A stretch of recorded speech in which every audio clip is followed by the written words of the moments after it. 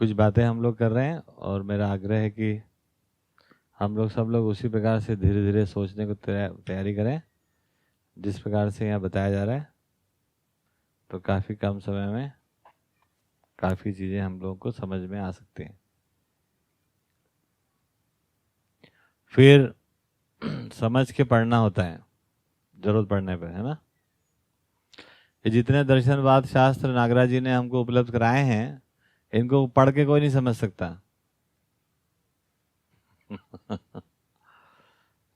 ये पढ़कर नहीं समझे जाते, ठीक है। तो इनको क्या करना होता है, कहीं भी तो हमें क्या फर्क पड़ता है। तो इनको क्या करना होता है, समझ के पढ़ता हूँ। वहां भी क्या बोल रही है,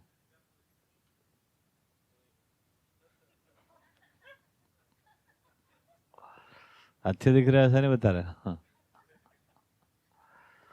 ठीक है। तो हाँ हाँ दे दो, हमें क्या यहाँ रख दो, हमें क्या है।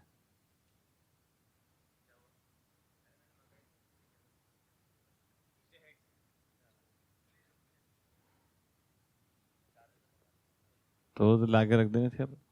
ठीक। तो इन सब किताबों को समझ के पढ़ा जा सकता है।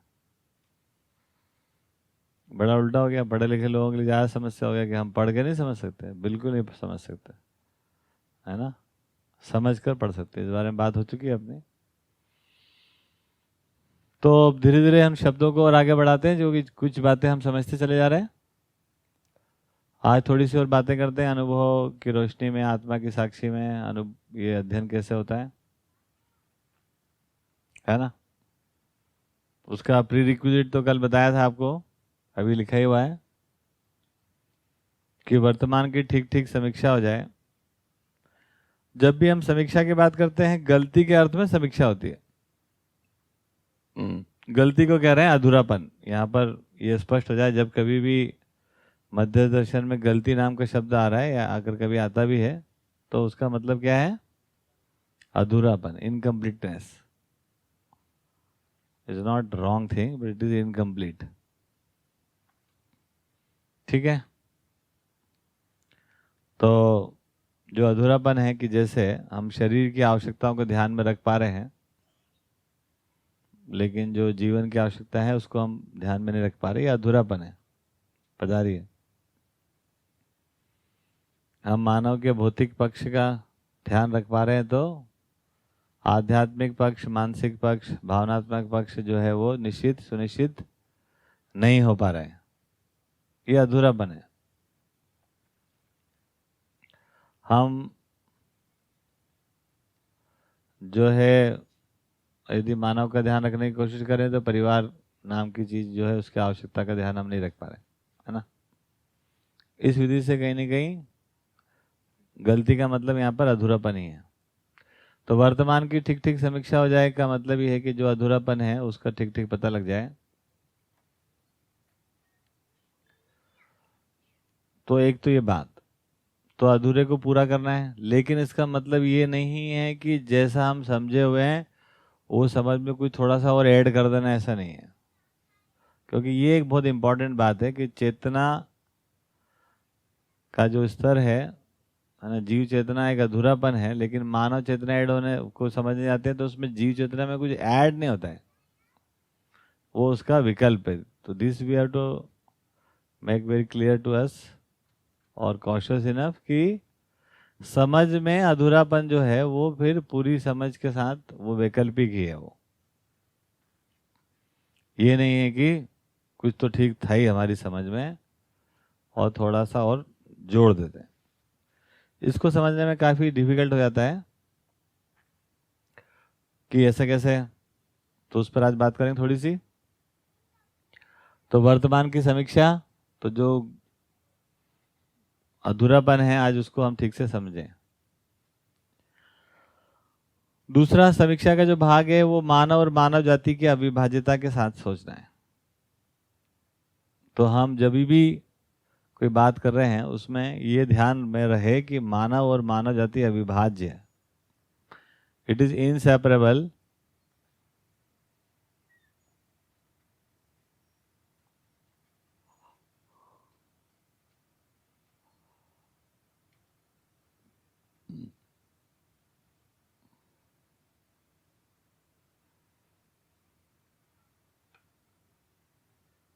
मानव के पास जो कुछ भी है वो सब मानव जाति का देन है, और एक मानव में जो कुछ भी उपलब्धि होती है वो संपूर्ण मानव जाति तक पहुंचती है।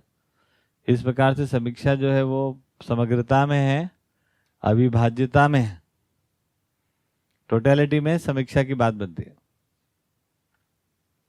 मानव और मानव जाति अविभाज्य,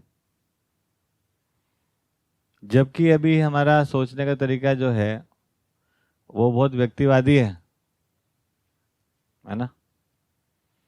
तो व्यक्तिवादी सोचना होगा या न्याय होगा, क्योंकि अगली कड़ी में न्याय की अपेक्षा है। तो जब तक मानव मानव जाति अविभाज्यता को हम नहीं पहचानते हैं तब तक जो है समीक्षा भी ठीक से नहीं हो पाती है। ये बात समझ में आ रही है?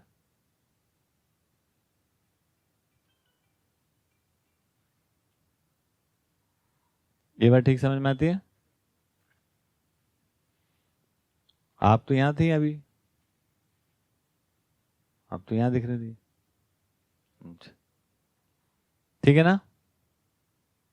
ये समझ में आया? तो मानव मानव जाति अविभाज्य कैसे, इसको भी आज समझेंगे, और समीक्षा को किस प्रकार से किया जा सकता है उसको भी समझेंगे। दोनों बातों को समझते हैं। उसके पहले है कि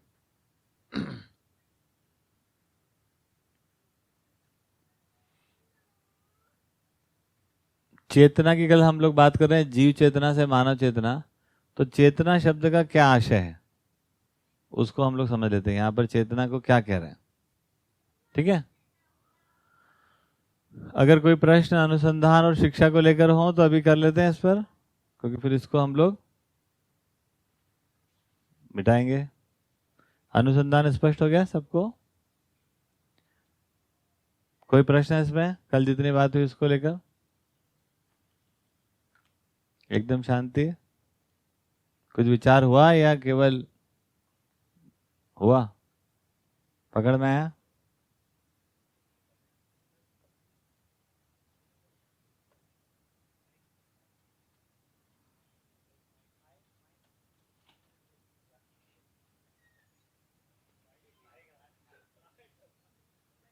आड़ा कर लो उसको जी।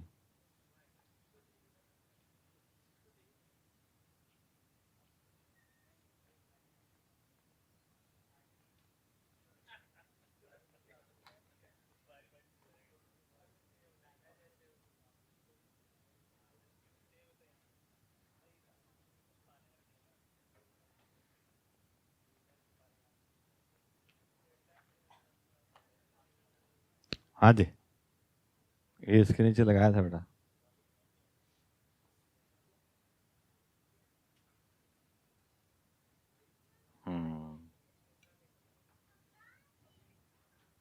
और मोटा करता है। यस, हाँ जी, कुछ कह रहे हैं? हेलो। हाँ, हम्म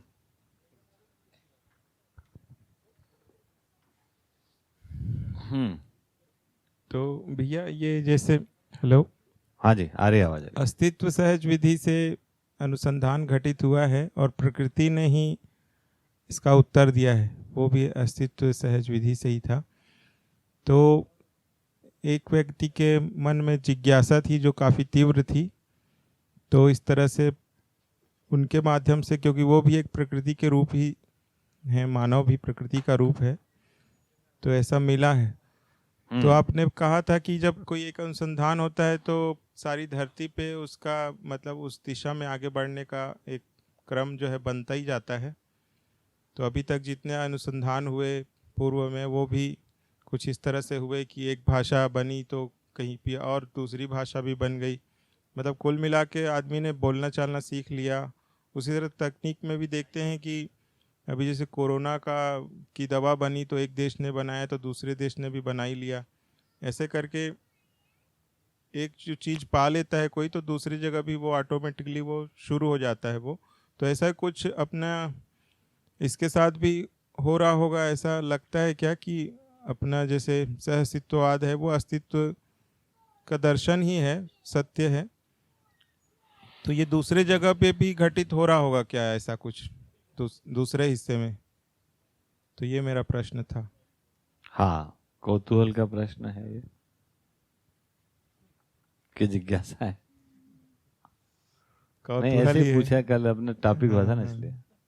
कौतूहल है वही। होता ही है कौतूहल भी, कि ऐसा कुछ होता है या नहीं होता है। जैसा आपने खुद ने कहा कि पूरा मानव इतिहास को हम देखेंगे तो हिंदी भाषा में कहीं पर विश्वास को विश्वास कहते हैं ना। विश्वास कोई वस्तु, उसका नाम विश्वास है। तो विदेशी में मान लो अंग्रेजी में कुछ उसको ट्रस्ट कहते हैं, कॉन्फिडेंस कहते हैं। तो चाइनीज में कुछ कहते होंगे, कहाँ गई चाइनीज, है ना। तो जापानीज में कुछ और कहते हैं। तो प्रश्न ये आता है कि क्या ये सब लोगों ने बैठ के तय किया कि तुम विश्वास, हम बोले तुम क्या बोल रहे हो, अब तो कम्युनिकेशन नहीं हो सकता। तो दिखता है कि कहीं पर भी ये ऐसा नहीं है कि कोई ये बैठ के कोई तय होता है ना। तो ये कामना रूपी है, अभी कामना है। तो कामना पूरी मानव जाति में एक समान ही है। और कामना को प्रकट करने के लिए भी इवॉल्व हो रहा है आदमी, कि वो बता पाए कि वो चाहता क्या है ना। हम अपने बच्चों को कैसे देखना चाहते हैं, बढ़िया होना चाहिए, ये हम बोल देते एक लाइन में, लेकिन कैसे उसका प्रकटन कैसे हो, कैसे उसका मतलब क्या है, अभी वो होगा कैसे, वो तो छोड़ो। अभी तो केवल कामनाओं को भी प्रकट करना, वो भी एक अस्तित्व सहज कार्यक्रम है।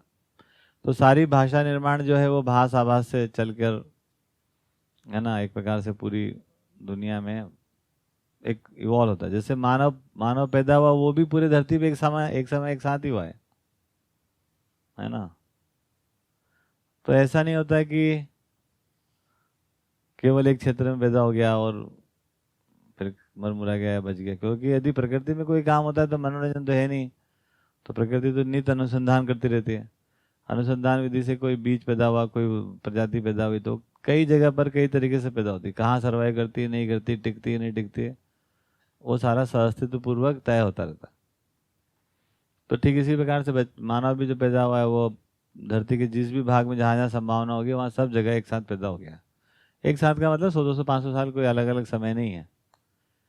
आप और हम लोग के लिए एक साथ का मतलब आज 26 जनवरी के दिन होगा, ऐसा नहीं है। मतलब एक एरा में ये सब होता है। तो विभिन्न देश जगह पर विभिन्न तरीके से, कोई गाय के पेट से पैदा हो गया, कोई बंदर के पेट से हुआ होगा, पता नहीं अपने को, भालू से हुआ, कोई ऐसा ऐसा कुछ हो गया, कोई क्षेत्र में, कौन कौन क्षेत्र में। तो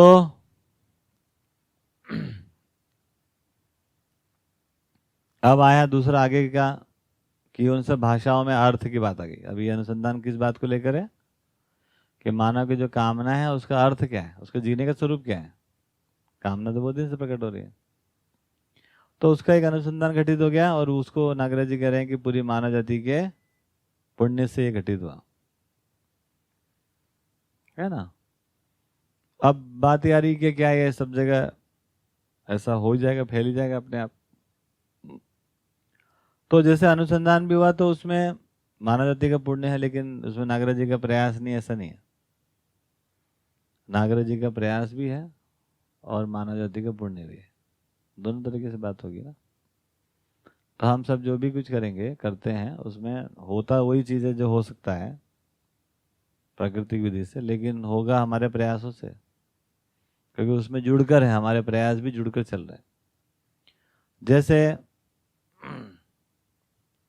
एक भय की बात है, वो भय का पराकाष्ठा हम लोग देख ही चुके हैं एक प्रकार से, है ना। फिर प्रलोभन की बात आ गई, अभी प्रलोभन का एरा चल ही रहा है ना। या ऐसा हम कैटेगरी नहीं भी कर पाए तो भय, प्रलोभन, आस्था, ये तीनों घाट माना जाती है, अभी तो देख लिया। तो इस पर नागराज जी यही कि यही सबसे सर्वोत्तम समय है इसके लिए।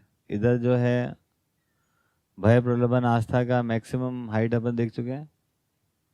आस्था विधि से लोग परिवारों में जी के देख लिए हैं, आस्था विधि से लोग मंदिरों में घंटी बजा के देख लिए हैं, आस्था विधि से लोग जो है वो पूरा देश चला के देख लिए हैं ना। और उससे जो संतुष्टि होना चाहिए वो नहीं, वहाँ तक पहुँचे नहीं बात।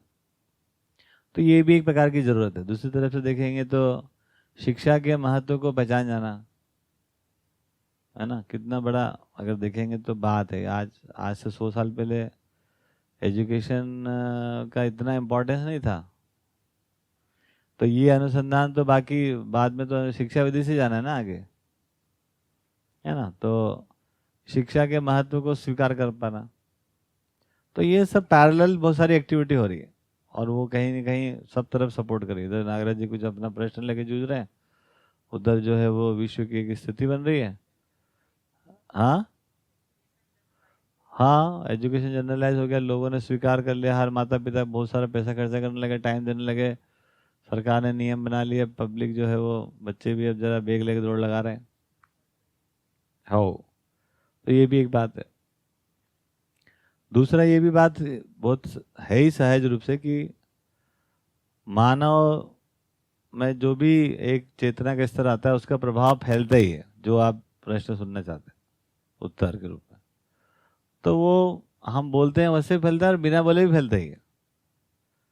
और आपको एक आइडिया आता है, वो फिर ना आप उस पर काम करते हो, वो कई लोगों को आने लगता है। उसका कोई डायरेक्ट ऐसा मैकेनिज्म नहीं देख सकते कि, है ना, कि ये इस विधि से यहाँ पहुंच गया और वहां से वहां खबर लगी, है ना। वो है ही ऐसा, सहअस्तित्व में प्रतिबिंबन है एक दूसरे का। तो यदि धरती पे कहीं पर भी कोई सकारात्मक काम शुरू होता है, उसका प्रतिबिंबन रहता ही है।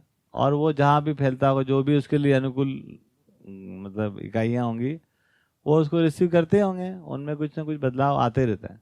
वो सब पैसिव है, अगर हम देखेंगे तो अस्तित्व सहज तो एक्टिव ही है। हमारे एंगल से देखेंगे तो वो सब पैसिव इन्वॉल्वमेंट है। लेकिन अगर मानव प्रयासों को देखेंगे तो शिक्षा ही एकमात्र जो है वो हमारा एक्टिव प्रयास है। तो बात बिल्कुल ठीक ही है। तो एजुकेशन में ये जाए कैसे, एजुकेशन, क्योंकि आप देख रहे हो कि पूरी दुनिया में अनस्कूलिंग की बात हो चुकी है, अभी चालू पिछले 25-30 सालों में, है ना। डी स्कूलिंग की बात हो गई, अनलर्निंग की बात हो गई, होम स्कूलिंग की बात हो रही थी बहुत पहले से। अब डी स्कूलिंग, कोई स्कूल ही नहीं होना, ठीक। ऐसे बहुत सारे काम होकर रखे हैं जो कि अपने लिए बहुत ही अनुकूल काम है। जैसे एक इवान इलिच करके एक, है ना, चाइल्ड साइकोलॉजिस्ट है, कभी आप लोग पढ़िएगा, इवान इलिच, IVANILLICH, ऐसा कुछ, इलिच। तो वो तो बहुत दिन पहले कहते कि भाई देखो बंद करो ये स्कूल, क्योंकि ये स्कूल है, नाम ही उनका स्कूल, है ना। स्कूल का मतलब ही होता है कि आप किसी एक ढांचे में आप बच्चे को सोचने के लिए, समझने के लिए बाध्य कर देते हैं। तो वो उसने काफी लिखा है इसमें कि ये बिल्कुल ठीक नहीं है। इस प्रकार से बहुत सारा काम सकारात्मक हो रहा है और बहुत सारा जो चल ही रहा है बर्बादी। दोनों तरह के काम चल रहा है। कौन? हाँ,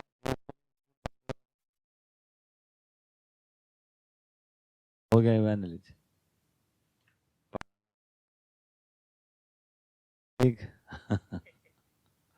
कोई बात नहीं, अच्छा है, आजकल फटाफट मिल जाता है। तो ये बातें अगर ठीक से समझ लें तो ये भी समझ में आ गया कि कुछ नेचुरल सपोर्ट इसमें है ही, बट दैट डजंट मीन कि हमारा प्रयास क्या है क्या नहीं है, कुछ है ही नहीं क्या। तो हम अपने प्रयासों को भी ठीक से पहचाने और उसमें अपने इन्वॉल्वमेंट को बना कर रखें, है ना। ये भी एक काम है। और सपोर्ट सब जगह से अपने को मिल ही रहा है, उसमें मिलना ही मिलना है वो तो।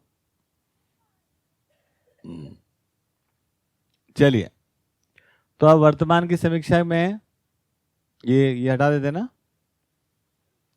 तो वर्तमान की समीक्षा कैसे हम समीक्षा कर सकते हैं, क्यों नहीं लोग कर पा रहे हैं, अब तक क्यों नहीं कर पाए?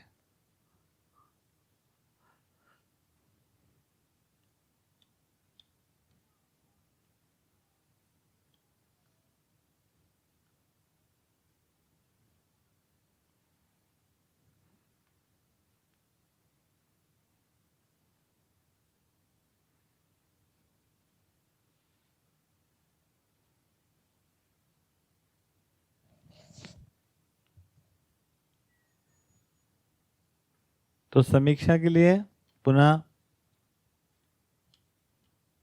एक मुद्दा है, जैसे कई लोग इस समीक्षा को नहीं करते, उनको लगता है कि बहुत सारा अच्छा हो गया भाई, पहले है ना कुत्ता काट लेता आदमी मर जाता था, अब कम से कम कुत्ता काट लेता, रेबीज का इंजेक्शन लगा लेते, आदमी नहीं मरता, बहुत बड़ा विकास हो गया, दुनिया ठीक ही जा रही है। वह समीक्षा का मतलब एक बार पहले समीक्षा का मतलब है कि जो अधूरापन है उसको हम पहचान पाए। कभी भी जो है समीक्षा में पॉजिटिव बात नहीं हो रही, जो अधूरा है उसको पहचानना, मूल्यांकन में सकारात्मक भाग को पहचानना, और समीक्षा का मतलब ये है अधूरेपन को पहचान पाना, ठीक ठीक ये है अधूरापन। ठीक है, ये बात समझ में आई? तो समीक्षा क्यों नहीं हो पा रही, उसके मूल में देखना पड़ेगा। दो चीजें हैं, एक तो जैसे मैंने कहा कि एक मानव के नाते और मानव जाति के नाते, दूसरा कोई भी समीक्षा करने के लिए अब रेफरेंस भी चाहिए। तो रेफरेंस क्या होगा, आप कब समीक्षा कर पाएंगे? तो समीक्षा के मूल में रेफरेंस क्या बनता है कि मैं क्या चाहता हूं या हम क्या चाहते हैं। अभी ये बहुत फंडामेंटल प्रश्न है, हम क्या चाहते हैं इसके रेफरेंस में ही समीक्षा हो सकती है, और हम क्या चाहते हैं इसको ये रेफरेंस में, रेफरेंस कहाँ से आ रहा है, तो है ना आप देखेंगे कि मानव चेतना से अनुभव की रोशनी में ही कोई ना कोई बात इसमें कही जा रही है, जिससे कि आप अपने में है ना क्या चाहते हैं उसको पहचान पाते हैं। क्योंकि चाहत के फिर दो रूप हैं, जैसे बताया, एक है मूल चाहना और एक है प्रभावी चाहना। जैसे कुत्ता काटा, रेबीज का इंजेक्शन लग जाता है, बहुत बढ़िया हो गया, देश आगे बढ़ गया, दुनिया आगे बढ़ गई, जी कहाँ लगे, और थोड़ी और आगे बढ़ जाएगी। और ऐसा बोलने वाले बोलते हैं हम तो बहुत सकारात्मक सोच रहे हैं, तो वो क्या हो गया, कुत्ते काटने से प्रभावित है। काय से प्रभावित हो गए, कुत्ते काटने से, रेबीज का इंजेक्शन लगने से। अब उनको समीक्षा नहीं हो पा रही कि कुछ कुछ क्या हो क्या रहा है दुनिया में, चल क्या रहा है, तो इसको भी क्या पूरी दुनिया का अध्ययन करने जाए, है ना। इसको ये कह रहे हैं कि हम अपनी मौलिक चाहत के संदर्भ में,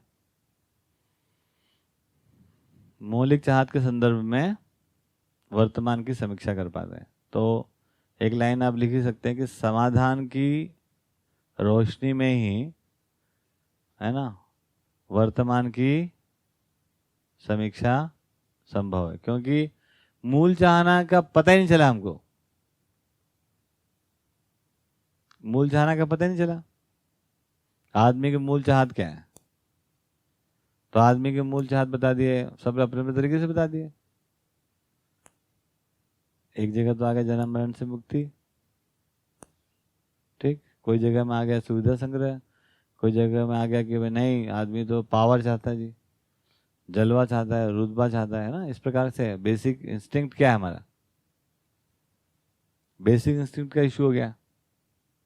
ठीक, तो नागराज जी का जो अनुभव हुआ, अनुभव का मतलब मानव का जो अध्ययन हुआ, मानव के अध्ययन में जो बात समझ में आई, वहां से मूल चाहत पता चली, और मूल चाहत के रेफरेंस में अब कितना डाइवर्जन है हमारा, है ना, किधर हम जा रहे हैं, क्या जा रहे हैं, क्या हो रहा है, क्या नहीं हो रहा है, वो पता चलता है। उसका नाम है समीक्षा।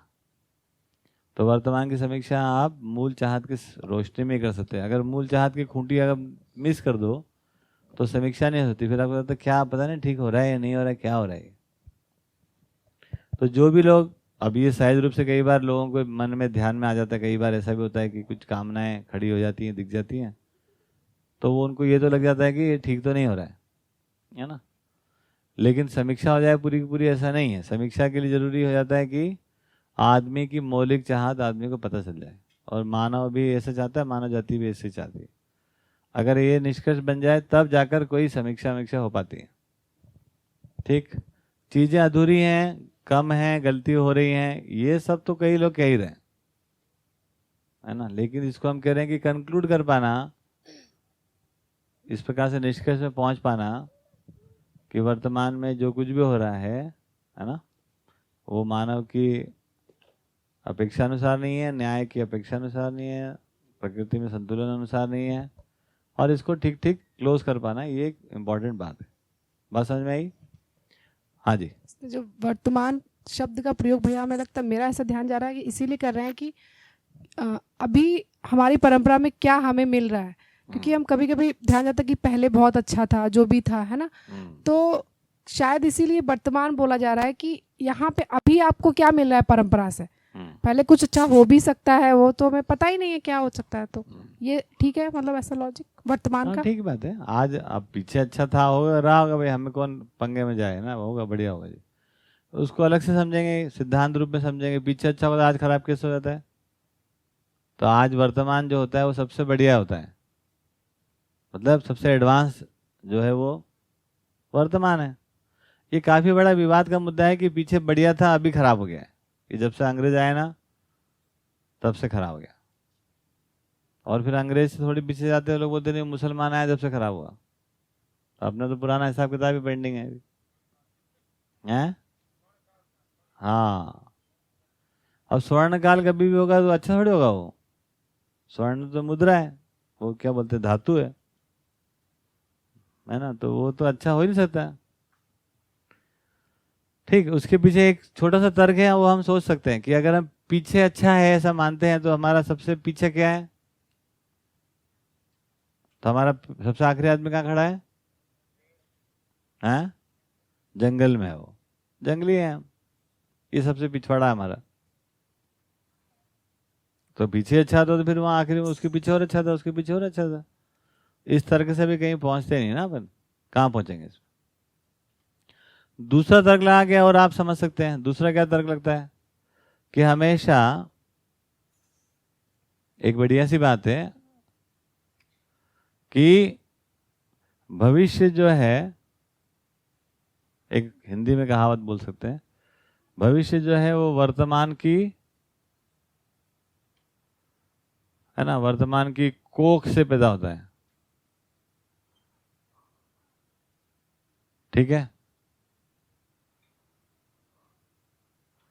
और कंधे पे बैठ के देखता है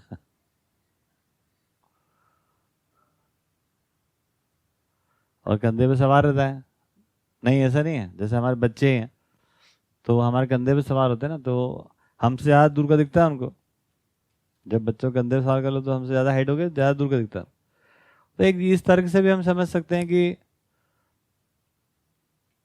कोई भी आज जैसा है, जितना अच्छा है, उससे आगे बच्चों के लिए अवसर बनेगा ना ये। तो प्रत्येक समय में वर्तमान की कोख से ही भविष्य पैदा होता है। तो दोनों तर्क से ये समझ में नहीं आता कि पीछे बहुत अच्छा था अचानक खराब कैसे हो गया। हाँ, लेकिन कुछ तो खराब होता ही है, कुछ अच्छा रहता ही है। वो कुछ अच्छा कुछ खराब जो है उसको बोलते हैं प्लस एंड माइनस। उसको समीक्षा नहीं कहते हैं, उसको क्या कहते हैं? Pluses and minuses.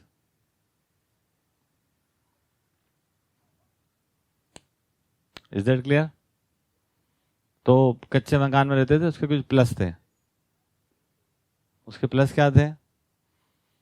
एक तो गिरती नहीं थी दीवारें, गिरे तो कोई मरता नहीं था, है ना, पॉल्यूशन कम था, ये प्लस थे। ठंडा रहते थे, क्या बात थी सर, गर्मी नहीं होती थी, ये नहीं वो नहीं ये नहीं, प्लस प्लस प्लस। फिर जब चालू किया माइनस, अरे हर बार लिपो लापो, है ना, कहीं सांप भी घुस जाते थे, चोर है ना घुसर घुसर करके दीवार छेद करते, पता भी नहीं चलता बाजू वाले को। मट्टी की दीवार में क्या है, संसी लेके यूं गड्ढा किया तो हो गया गड्ढा। ठीक, ऐसे बहुत सारे हम माइनस बताते हैं।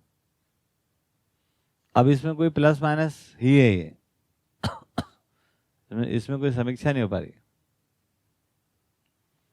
समीक्षा क्या है? प्लस माइनस से मुक्ति। ठीक ठीक पहचान जाना कि क्या था और क्या नहीं था। केवल प्लसेस नहीं है, प्लस माइनस हमेशा तुलनात्मक होता है। क्या होता है वो? तुलनात्मक होता है। जैसे कच्चे मकान में भी आदमी को जीना नहीं आया और पक्के मकान में भी नहीं आया, हो गया काम खत्म। अब ये कहाँ जुड़ गया? मानव जुड़ गया ना। तो जब कभी मानव जुड़ेंगे अपन तो प्लस माइनस की बात खत्म हो गई, मानव केंद्रित हो गया वो। तो वर्तमान की समीक्षा में ज्यादातर भाग हम देखेंगे ना तो कुल मिलाकर मानव संदर्भ में बात हो रही है। टेक्नोलॉजी वाइज बात होगी, और कुछ चीज़ों की बात करेंगे, प्लस और माइनस हो जाता है। जब कभी भी प्लस और माइनस है तो वो हमारा निष्कर्ष नहीं है, वो निष्कर्ष जो है वो प्लस माइनस से मुक्त हो जाना, तुलनात्मकता से मुक्त हो जाना ही निष्कर्ष होता है, एब्सोल्यूट चीज़ों को पहचान जाना।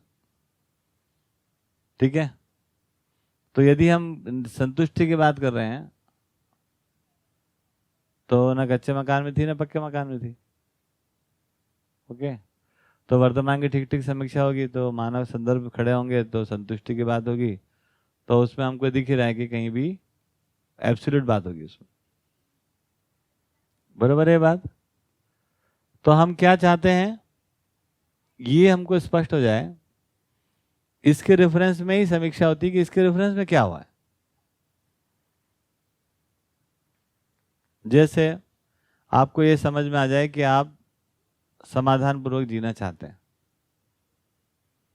और दुनिया के सभी लोग समाधान पूर्वक जीना चाहते हैं। अब ये प्लस माइनस का मुद्दा नहीं है, अभी समाधान पूर्वक जी पा रहे हैं क्या हम? कोई प्लस माइनस नहीं, कुछ तो बेहतर हुआ है पहले से। हुआ है कि समाधान की तरफ हम गति कर पाए? नहीं कर पाए। ठीक, तो क्या कर पाए? समस्या की और गति कर रहे हैं, समस्या कर रहे हैं, और दिखने के लिए करने के लिए हम क्या कर रहे हैं कि हम समस्या को हल कर रहे हैं। बताते क्या है हम? समस्या का मुक्ति का प्रयास। और हो क्या रहा है? क्या हो रहा है? और अधिक समस्या में हम लोग क्या होते जा रहे हैं? अधिक समस्या में फंसते जा रहे हैं। ऐसा हो रहा है कि नहीं हो रहा है? ठीक, तो इस प्रकार से जब हम अपना निरीक्षण करते हैं और हम अपनी चाहत को पहचानते हैं और उस चाहत को मानव जाति के साथ अविभाज्य रूप से पहचानने जाते हैं, इसके योगफल में ही फिर हमारे को पता चलता है कि हम एक्चुअली जो चाहते हैं उससे हमारा है ना, उसके रेफरेंस में वर्तमान की ठीक ठीक समीक्षा हो जाती है। क्या स्वीकार करने लायक, इसमें से क्या स्वीकार करने लायक है। तो वर्तमान की समीक्षा ठीक ठीक होने से पता चला कि भाषा और कोई तकनीक अपने पास उपलब्ध हो गई है, वो स्वीकार हो जाता है सही के अर्थ में, तो उसका मूल्यांकन हम कर पाते हैं। और बचा कुछ जो है समझ में आता है कि चाहे वो शिक्षा हो चाहे संविधान हो, उसमें कुछ भी सार्थकता नहीं है। तो विकास की यदि बात करें तो यदि मानव जाति में विकास नहीं हुआ चेतना के रूप में तो कोई विकास नहीं, कोई विकास नहीं। हम वस्तुतः जंगल में ही खड़े हैं अभी भी, केवल जंगल हमने काट दिए हैं, काट दी क्योंकि हम तो जहाँ खड़े रहेंगे वहीं है ना बर्बादी करेंगे। तो मेरे अनुसार मेरी वर्तमान की समीक्षा अनुसार मानव में समझ का कोई विकास नहीं हुआ है। जिसका लाठी उसका भैंस। भैंस कहाँ है भैया? लाठी दिख रही। ठीक बात, जिसका लाठी उसका लठबाज है ना, भैंस भी खा गए अब तो इस जगह पे हमको पहुंचना पड़ेगा, नहीं तो हम बहुत समझे हुए थे, थोड़ा सा और समझ लो, ये नहीं होता है। तो कई बार ऐसी बात करते तो ऐसा लगता है नागराज जी थोड़े ज्यादा जरा टाइट हो रहे हैं यार, ऐसा भी क्या है? हाँ, तो इसलिए कह रहे हैं कि इसको बहुत बढ़िया से सेट किया जाए अपने दिमाग में कि हम ये कह रहे हैं कि ज्ञान के पक्ष में मानव में कुछ सुधार नहीं हुआ है, उसको हम ठीक ठीक पहचाने।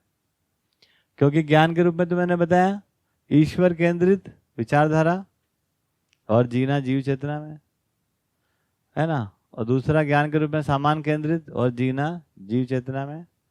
तो इसमें कोई ज्ञान के अनुसार जीने का कोई कार्यक्रम ही नहीं बन पाया। लोग समर्पित नहीं हुए ऐसा नहीं है, लोग बहुत समर्पित हुए, लोगों ने बहुत काम किया और ऐसा काम करके भैया यदि अपन कह भी रहे हैं कि भाषा और जो भी तकनीक वगैरह मिल गया, यदि पर मानव यदि समझदार नहीं हुआ, वो मध्यस्थ नहीं हुआ तो बने रहेगा, इसकी भी कोई गारंटी नहीं। उपयोग सदुपयोग प्रयोजनशीलता नहीं समझ में आई तो इसका मतलब कुछ भी नहीं हुआ है। यदि ये ठीक ठीक बोले हैं, कपड़ा पहनना सीख गए, अच्छी भाषा सीख गए, चश्मा बना लिया, मोबाइल बना लिया, है ना, तो वो समझ नहीं आया कि हमारा क्या समझ में नहीं आया, संतुष्टि का बिंदु क्या है ना। चेतना का मतलब संतुष्टि से है, समझदारी का मतलब संतुष्ट होने से, ज्ञान का मतलब संतुष्ट होने से, ज्ञान है ना। तो संतुष्टि का मतलब मन स्वस्थता ही है। मन स्वस्थता का मतलब सुखी है। तो सुखी होने के अर्थ में, संतुष्ट होने के अर्थ में छूटे के छूटे रह घूम रहे अपन। और ज्ञान को कभी भी हमने पूरी मानव परंपरा में अपनी संतुष्टि के लिए नहीं देख रहे हैं। हम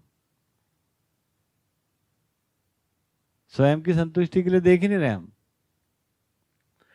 ये तो पहली बार कहा जा रहा है कि सारा ज्ञान काहे के लिए चाहिए? परेशान होने के लिए, लोगों को परेशान करने के लिए, ज्ञान के नाम पे, है ना। किस काहे के लिए चाहिए? तो ज्ञान अब स्वयं में संतुष्टि के लिए, और स्वयं में संतुष्टि होगी तो उभय संतुष्टि, तो न्याय के लिए बात होगी। ये न्याय संगत हो सकता है ना। तो ज्ञान पूर्वक न्याय होगा, ज्ञान पूर्वक ही धर्म होगा, ज्ञान पूर्वक सत्य होगा। ये बात समझ में आ सकती है। ज्ञान हमारे को हमारी तृप्ति के लिए चाहिए, बराबर है। न ईश्वर को पाने के लिए चाहिए और न ही हमको अंबानी बनने के लिए चाहिए। भैया तो अभी तक तो यही नहीं हुआ कि ज्ञान को तृप्ति के लिए पहचाना जाए, जीने के लिए पहचानने की बात। क्योंकि जीना जुड़ा है जीव चेतना से, या तो और या ज्ञान से जुड़ेगा। और ज्ञान आदर्शवाद में चलेगा तो वो तृप्ति के लिए जुड़ा ही नहीं। तो वो एक ज्ञान के लिए आप समर्पण करो, न्याय के लिए बलिदान करो, ऐसा हो गया वो सब, है ना। तो जहाँ तक मैं समझ पाया, उसमें इतने समझ पा रहा हूँ कि ज्ञान और तृप्ति ये एक जैसी चीज है, एक जुड़ी हुई चीज है। ज्ञान तृप्त होने के लिए चाहिए। अभी तक ये अपने को पहचान में नहीं आया। मानव में संतुष्टि कैसे होगी, पहचान में नहीं आई है। इसलिए जंगल युग में खड़े हैं।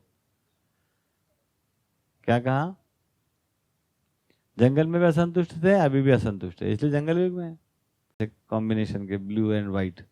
बताओ क्या कह रही थी आप? मैं बोल रही थी जिस तरीके से अभी अपन ने इसकी समीक्षा की है पूरी, तो मूल्यांकन आपने सकारात्मक भाग बोला, तो मूल्यांकन में बस भाषा और यही आ रही है। और हाँ बस ना। हाँ मूल्यांकन भी चेतना के स्वरूप कॉन्टेक्स्ट में देखते हैं। बिल्कुल। और वो कुछ भी नहीं हुआ, ठीक बात है, चेतना के उसमें। मानवीय परंपरा के को सहयोगी के रूप में क्या कर पाए हम? तो क्या है वो? भाषा है। भाषा और कोई तकनीक, सामान अमान कोई बना लिया। हाँ जी, ठीक। और समीक्षा में ये भी देखना आवश्यक है कि जो भी हुआ है अपने जीवन की यदि हम समीक्षा करें, माइक टिका लीजिए ठोड़ी पे। अपने जीवन की यदि हम समीक्षा करें तो जो भी हुआ है उसका वो कर्म फल का भी एक रोल है। तो जो भी हुआ उसको समझना है, समीक्षा करनी है। ऐसा हुआ तो इसके कारण हुआ, तो ठीक है, उसको स्वीकार करके अब उसको स्वीकार करके जो अधीरापन है उसको उस पर काम करना है। तो इस तरह से कर्म फल की जो रोल को है उसको भी देखना पड़ता है। देखिए, कर्म फल सिद्धांत की जो अपन बात करेंगे उसको समझ लेंगे। समीक्षा की बात में अपन ये कह रहे हैं कि एक इंडिविजुअल से लाकर एक पूरी ह्यूमन रेस, इसका डायरेक्शन, इसकी उपलब्धियों को पहचानना कि क्या दिशा में अपन काम कर रहे हैं। अभी अपन घूम फिर के क्या होता है, केवल एक व्यक्ति के रूप में चले जाते हैं। व्यक्ति तो कमरे में बैठ के पता नहीं क्या किया, किसको पता, जंगल में मोर नाचा किसने देखा, है ना। लेकिन वो चीज़ें जो आपकी साथ जीने में जुड़ी हुई हैं और वो दुनिया के साथ जुड़ी हुई है, उनको सब मिला के कोई डायरेक्शन है, एक दिशा तो वहाँ से तय हो रही है। वो आबादी की ओर जा रही है कि बर्बादी की ओर जा रही है, वो तो वहाँ से पकड़ में आ रहा है ना। तो व्यक्ति के रूप में हो सकता है आपने जिंदगी में बढ़िया पेड़ लगाया हो, पानी डाला हो, है ना, वो हो ही सकता है। व्यक्ति के रूप में हो सकता है कोई आदमी दारू पी के पड़ा ही रहे हो। व्यक्ति के रूप में ये हो सकता है कि आप, है ना, बढ़िया किसी को दान वान करते रहे हो। तो ऐसा कुछ हो सकता है, उससे आप ज़्यादा कन्फ्यूज हो जाएंगे। इसीलिए कह रहे हैं कि समीक्षा जो होगा वो टोटलिटी में होगी। आप पेड़ में पानी डालते रहे लेकिन धरती बर्बाद होती रही, क्या मतलब रहा तुम्हारे पेड़ में पानी डालने से? आप लोगों को चंदा वंदा देते रहे लेकिन लोग तो समाज की हालत तो और गर्त में जा रही है। उसका कोई उपाय नहीं है आपके चंदा में, और कोई कनेक्शन नहीं है आपको चंदा देना से धरती में आबादी हो, इसका कोई कनेक्शन ही नहीं है। यू आर टोटली मिसकनेक्टेड या आउट ऑफ कनेक्शन, है ना, तो कोई सार्थकता नहीं बनती उसकी। जहां से आप दुनिया के साथ जुड़ते हो वहां तो कोई बन ही नहीं रही है, और दुनिया के साथ जहां नहीं जुड़ते हो तो कोई सार्थकता है ही नहीं। माइक आपको पकड़ना पड़ेगा, चरण भैया, किसी और को दे दो माइक। आप जब बात करते हैं ना तो आप काफी भाव विभोर हो जाते हैं, ऐसा होता है आपको, तो माइक बेचारा फॉलो नहीं करता है। हाँ, दूसरे को दे दो माइक। आप केवल बोलिए, बढ़िया फ्रीली बोलिए, आप तो कॉशियस मत होइए। हाँ अब हम यदि विश्व की जो संकट है, क्लाइमेट चेंज है, हाँ इन्वायरमेंट का जो संकट है, या जो नेचुरल डिजास्टर्स हो रहे हैं, ये एक मानव जाति की समस्या है। Yes sir. तो इसके पीछे भी एक कर्म फल का सिद्धांत है। हो सकता है जैसे कि मानव या लोगों ने ठीक से कंज्यूमशन पर ध्यान नहीं दिया, या फिर जिस तरह से जीना है उस तरह बहुत ज़्यादा उपभोग किया, तो इसका भी एक बिल्कुल ठीक बात है। और इसके साथ एक चीज और जोड़ना है कि वो ऐसा करते रहे और आपके पास इसका कोई उपाय था क्या? बोलो हाँ या ना। नहीं, एक इंडिविजुअल के पास तो ये सब बड़े लेवल पे ऐसा हो रहा था और आपके पास बड़े लेवल तक पहुंचाने के लिए कोई उपाय था? हाँ या ना? नहीं। नहीं। आपने कुछ उपाय के अर्थ में काम किया? हमने अपने लेवल पे थोड़ा कुछ अपना किया। लेवल पे छोड़ो ना, अपने लेवल पे तो हम गड्ढा खोद के बैठे रहे, वो छोड़ो। ये जो लार्जर लेवल पर जो काम हो रहा है उसमें हम जो कोई सहयोग कर पाए सुधार के लिए, हमारे पास सॉल्यूशन था क्या? पहली बात तो यही है, हमने प्रयास किया जितना अपने जितना अपने हाथ में क्या होता है। सॉल्यूशन था या नहीं? नहीं। बस। तो लोग कुछ करते रहे, आपके पास सॉल्यूशन नहीं था, ये हो गई समीक्षा की बात। वो गलत होता रहा, आपके पास सॉल्यूशन ही नहीं था। सॉल्यूशन होने के बाद प्रयास आता है, प्रयास होने के बाद उपलब्धि होती है, वो सब आगे की बात है ना। पहले तो इसी जगह पे हम पहचान कर लें कि हमारे पास कोई सॉल्यूशन था ही नहीं इसका, पहले भी नहीं था और अभी भी है क्या? आपके पास सॉल्यूशन है क्या? नहीं। बढ़िया हो गया ना, आपके पास पहले सॉल्यूशन था ना अभी सॉल्यूशन है। ये बात क्या हो गई? ये अपने में स्पष्ट हो गया कि समाधान का अपने पास अभाव है। ये समीक्षा है। अब क्या करना? पहले इसको सोचना पड़ेगा, ठीक है ना। तो ये जो आप क्या करते रहे, अपना अपना गुडुर गुडुर जो करते रहे अपन, उसका कोई बहुत मतलब नहीं निकलता। अच्छा किया आपने, अच्छा किया जो किया हुआ है ना, आपकी संतुष्टि के लिए कुछ किया होगा, वो कुछ होता नहीं उसका मतलब। क्योंकि जो चीज इंडिविजुअल में संतुष्टि कारक होगा तो लार्जर में होना चाहिए, लार्जर में हो तो इंडिविजुअल में होना चाहिए। वो जब तक जुड़ेगा नहीं तब तक उसमें न्याय नहीं है। आप व्यक्तिवादी विधि से कुछ सोचते रहो, खुश होते रहो कि हम बढ़िया काम कर रहे हैं जी, तुलसी के पत्ते लगाए हमने, झाड़ लगा लिया जोरदार, सब ठीक हो जाएगा अभी देखो, है ना। या हम तो इतना ही कर सकते थे। तो ये जो बात होगी ना, ये लिमिटेशन, ये समाधान का अभाव है कि हम नहीं कर सकते, आगे हमको कनेक्शन नहीं दिख रहा है। तो कर्म की बात ही नहीं खड़ी हो रही है अभी तो, क्योंकि न्याय के अर्थ में जब समाधान ही नहीं है तो न्याय के अर्थ में कर्म कहां से नियोजित हो जाएगा? और जब न्याय के अर्थ में समाधान नहीं है, कर्म नहीं है, तो न्याय का फल कहां से प्राप्त हो जाएगा? है ना, ये बात समझ लो। तो हमारा सबका जो हालत यही हो जाता है इसमें, क्योंकि हम व्यक्तिवादी विधि से अपने को संतुष्ट करने का काम कर लेते कि हम तो ठीक ही कर रहे हैं, और इससे कोई कनेक्शन हमको दिखता नहीं है वहां तक, और वो समस्या से हम प्रभावित रहते ही हैं, क्योंकि जुड़ी हुई है ना। मानव जाति अविभाज्य है। क्योंकि अनुसंधान भी कैसे हुआ कि मानव ने एक मानव जाति के साथ अविभाज्यता को पहचाना, और जो अपने प्रश्न थे वो मानव जाति के प्रश्न दिखे, और उसके उत्तर होने की आवश्यकता को खुद ने महसूस किया, जिम्मेदारी ली, और जिम्मेदारी लेने से जिम्मेदार हुए तो अनुसंधान घटित हो गया। कनेक्शन तो ऐसा है, ठीक। तो जब मानव संदर्भ हम खड़ा करेंगे, अभी तो क्या है, जीव संदर्भ है, तो जीव संदर्भ में 4 विषय 5 संवेदना। अब 4 विषय का काम बढ़िया होता रहे और 5 संवेदनात्मक विधि से अच्छा होता रहे। आजू बाजू धूप बत्ती जलती रहे, है ना, बढ़िया गाने चलते रहे, या गाने या ऐसे हो चाहे वेस्टर्न हो चाहे इंडियन हो, उसका मुद्दा नहीं है। तो हम अपने आसपास एक अनुकूल परिस्थिति बना लेते हैं, और ऐसी अनुकूल परिस्थिति में मान के बैठ जाते हैं कि सब बढ़िया हो रहा है ना। तो केवल अनुकूलताओं को न्याय मान लेते हैं हम। इस प्रकार से ये कहानी फंसी हुई है। तो वर्तमान की ठीक ठीक समीक्षा हो जाए। आज वर्तमान में मानव जाति के पास, मतलब आपके पास समाधान है या नहीं है? है या नहीं है? बताओ। नहीं है, बस ठीक बात, बिल्कुल बढ़िया बात, ये बढ़िया हो गया। तो ये इसको इस प्रकार से हम पहचान सकते हैं कि समीक्षा की बात है ना जी, ठीक है ना। तो हर आदमी समाधान संपन्न होना चाहता है। अब ये निरीक्षण की बात आएगी, हम इसको निरीक्षण करके देखते हैं, परीक्षण करके देखते हैं, सर्वेक्षण करके देखते हैं। इस प्रकार से हमको पता चलता है कि मानव जाति क्या चाहती है ना। लेकिन ये चाहत को पता करने के लिए भी हमको कोई लाइट चाहिए, नहीं तो क्या हम वो कभी नहीं कर पाते हैं।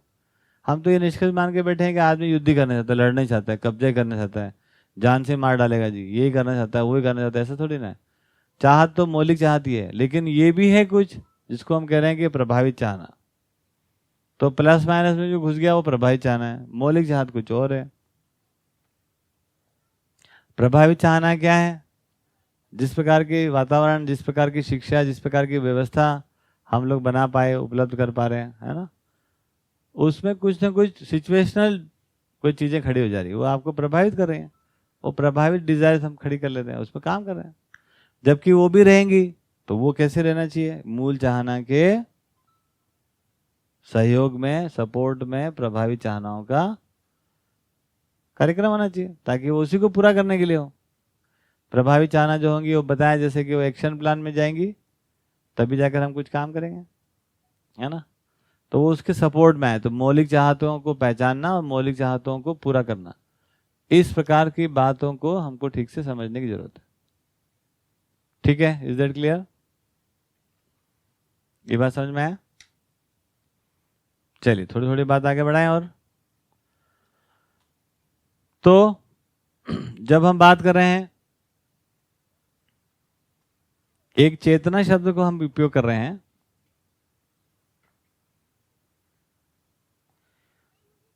तो अभी इसको समझने के लिए हम लोग एक काम कर सकते हैं। चेतना का मतलब रख सकते हैं समझ, थोड़ी देर के लिए। कोई भी मनुष्य है, उसमें हम बात कर रहे हैं एक जीवन है और एक शरीर है, ठीक है। शरीर भी परमाणु से मिलकर बना है, परमाणुओं से मिलकर बना, और जीवन एक परमाणु है, बराबर है। तो शरीर परमाणुओं से मिलकर बना है और जीवन जो है वो परमाणु है। ये सभी परमाणुओं को क्या चाहिए काम करने के लिए? क्या चाहिए? ऊर्जा।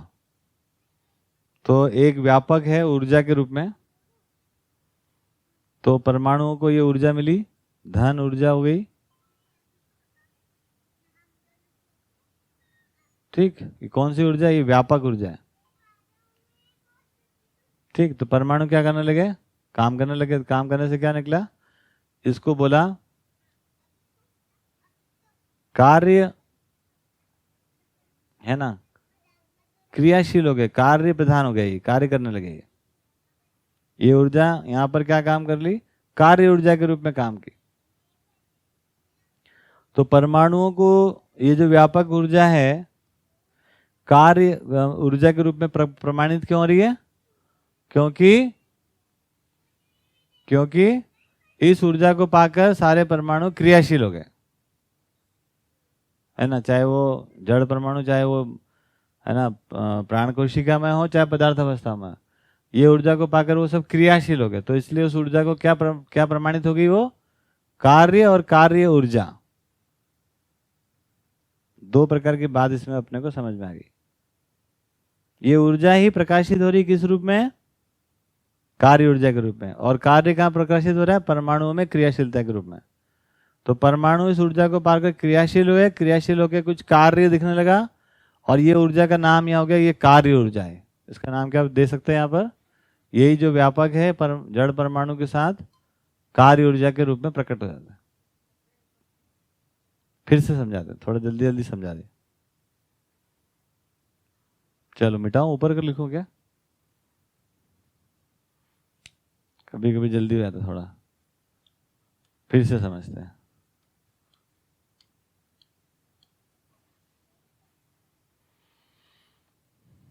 हम लोग 2-3 दिन से एक शब्द का प्रयोग करें ना, चेतना, उसको समझने की थोड़ी कोशिश करते हैं।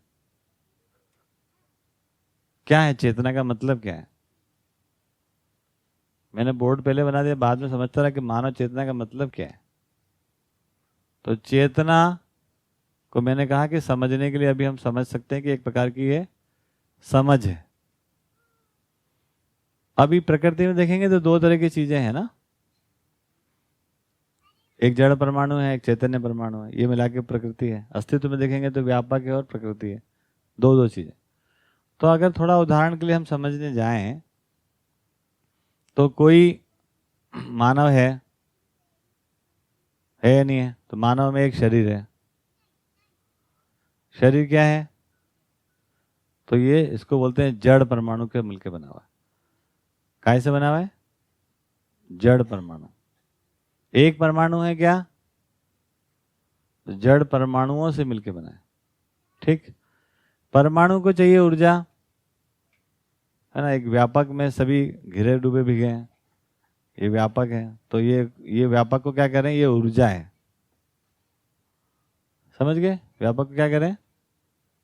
ऊर्जा। जड़ परमाणु को ये ऊर्जा मिली तो जड़ परमाणु क्या हो गए? क्रियाशील हो गए। क्या हो गए? इस ऊर्जा को पाके क्या हो गया? क्रियाशील हो गए। क्रियाशील करने से क्या हो गया?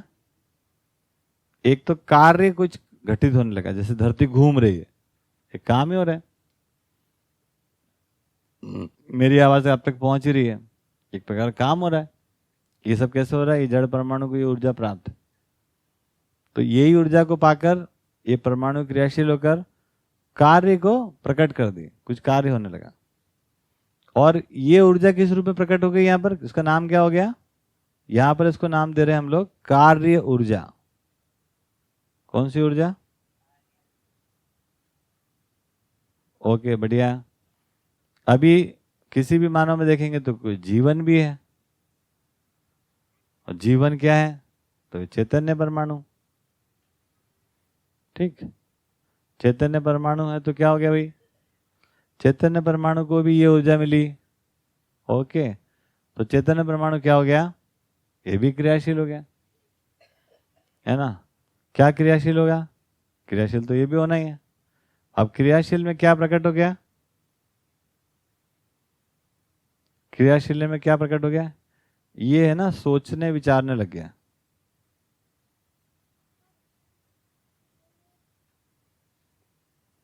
ठीक, तो इसको क्या कहते हैं यहाँ पर? ज्ञान ऊर्जा। ये ऊर्जा किस रूप में प्रकट हो गई? यहीं पर इसको ज्ञान ऊर्जा कहा, क्योंकि क्रिया क्या हो गई यहाँ पर? सोचने विचारने लगे। सोचने विचारने लगे, इसी का नाम समझ है। ठीक, इस ऊर्जा को ही कहा गया चेतना। तो चेतना क्या है? जिसको कि जड़ परमाणु पाकर क्रियाशील होकर कार्य करते हैं, और कार्य ऊर्जा के रूप में ये चेतना प्रकाशित होती है। चेतना क्या है? ये व्यापक ही चेतना है, ऊर्जा के रूप में, है ना। जिसको पाकर चैतन्य परमाणु क्रियाशील होते हैं और सोचने विचारने समझने चले जाते हैं, और ये जो है यही व्यापक जो है ज्ञान ऊर्जा के रूप में प्रकट हो जाता है। तो चेतना क्या है? तो चेतना को यहाँ पर कह रहे हैं, चेतना क्या निकली यहाँ पर? ये व्यापक जो है यही चेतना है। फिर अभी जीव चेतना क्या है, मानव चेतना क्या है, उसको अभी हम समझेंगे, है ना। देव चेतना क्या है, दिव्य चेतना क्या है, पहले ये समझ में आ जाए। चेतना का पहला परिभाषा यही है, ये व्यापक को ही चेतना कह रहे हैं, क्योंकि इसको पाकर ही जड़ परमाणु कार्य ऊर्जा से संपन्न होकर एक्टिव हो गए, और है ना, चेतना का प्रमाण प्रस्तुत हो गया जड़ ऊर्जा के रूप में और क्रियाशीलता के रूप में। ठीक हो गया ये बात? भैया ये जो सोचने विचारने वाली बात है, तो ये मूल जो अपनी चाहना है वो यही है, मतलब क्या? ये इतनी डायरेक्टली हाँ, ऊर्जा मूल में चाहना रहने यहीं से। से तो बनी हुई है, क्योंकि जिस ऊर्जा को पाकर, बिल्कुल सही कहा आपने, मुझे नहीं पता कि आपने सोच समझ के कैसे तुक्के में कह दिया, भैया सोच है ना? समझ पता नहीं, तो आपने बट मुझे ये लग रहा है कि इतना डायरेक्ट है इतना ऊर्जा से डायरेक्ट कनेक्ट। कनेक्शन नहीं है, ये अपने आप में जैसी है उसी ऊर्जा के अनुसार हम वैसे सोच विचार कर ही रहे हैं, इसीलिए हमारे को संतुष्टि नहीं हो रही। बहुत छोटी सी बात, शिविर खत्म ही कर दोगे आप तो मेरा, है ना? हाँ, कैसे करेंगे हम, टाइम पर कैसे पास करेंगे? बात समझ में आई कि नहीं? तो ये ऊर्जा जैसी है, अब आप उससे कम में आप संतुष्ट नहीं हो सकते हैं। तो इस ज्ञान ऊर्जा का, ये जो ज्ञान ऊर्जा है, इसको ज्ञान का मतलब संतुष्टि जुड़ेगा। तो वो सोचना विचारना कैसे है ना? तो सोचना विचारना सीधा इससे जुड़ा हुआ है। जो क्वालिटी इसमें है वो क्वालिटी वहाँ नहीं है, केवल दिस इज द प्रॉब्लम। जिस क्वालिटी एनर्जी से हम जुड़े हुए हैं उस क्वालिटी एनर्जी से हम सोच विचार नहीं कर रहे हैं। क्यों? सोचने विचारना का काम चालू हो गया है, लेकिन सोचना विचारने के साथ कोई कंटेंट चाहिए। कंटेंट जो है वो अभी जीव चेतना है, तो वो अधूरा है। तो ऐसे इनकम्प्लीट कंटेंट पे आप कितना भी सोच विचार करते हो तो आपको संतुष्टि नहीं होती। क्यों? क्योंकि क्वालिटी एनर्जी जो है उसके अकॉर्डिंगली काम नहीं हो रहा है, बस इतनी सी बात। ठीक, केवल हम कार्य ऊर्जा को पकड़ लिए हैं। जीव चेतना में क्या हो रहा है ना? कार्य ऊर्जा को हम पकड़ना चाहते हैं, ज्ञान ऊर्जा वाला भाग रह ही गया। ये बात समझ में आया? तो ये ठीक से समझ में आ जाए कि अब चेतना को समझ कहाँ था, है ना? अभी हम मानव हैं तो हम अपने लिए बात कर रहे हैं, तो हमारे लिए ये चेतना का क्या मतलब निकला? समझना। सोचने विचारने से क्या होता है? समझना होता है। संतुष्टि होने की चीज है, करने की चीज सोचना विचारना है। संतुष्टि करने की चीज नहीं है, संतुष्टि होने की चीज है। करने की चीज क्या है? हम कैसे सोचे, कैसे विचार करें। ठीक हो गया? तो जब मानव ने अपने को समझा कि वो जीव है, तो उसकी समझ क्या कहलाई? कौन सी चेतना हो गई अभी? ये जीव चेतना हो गई।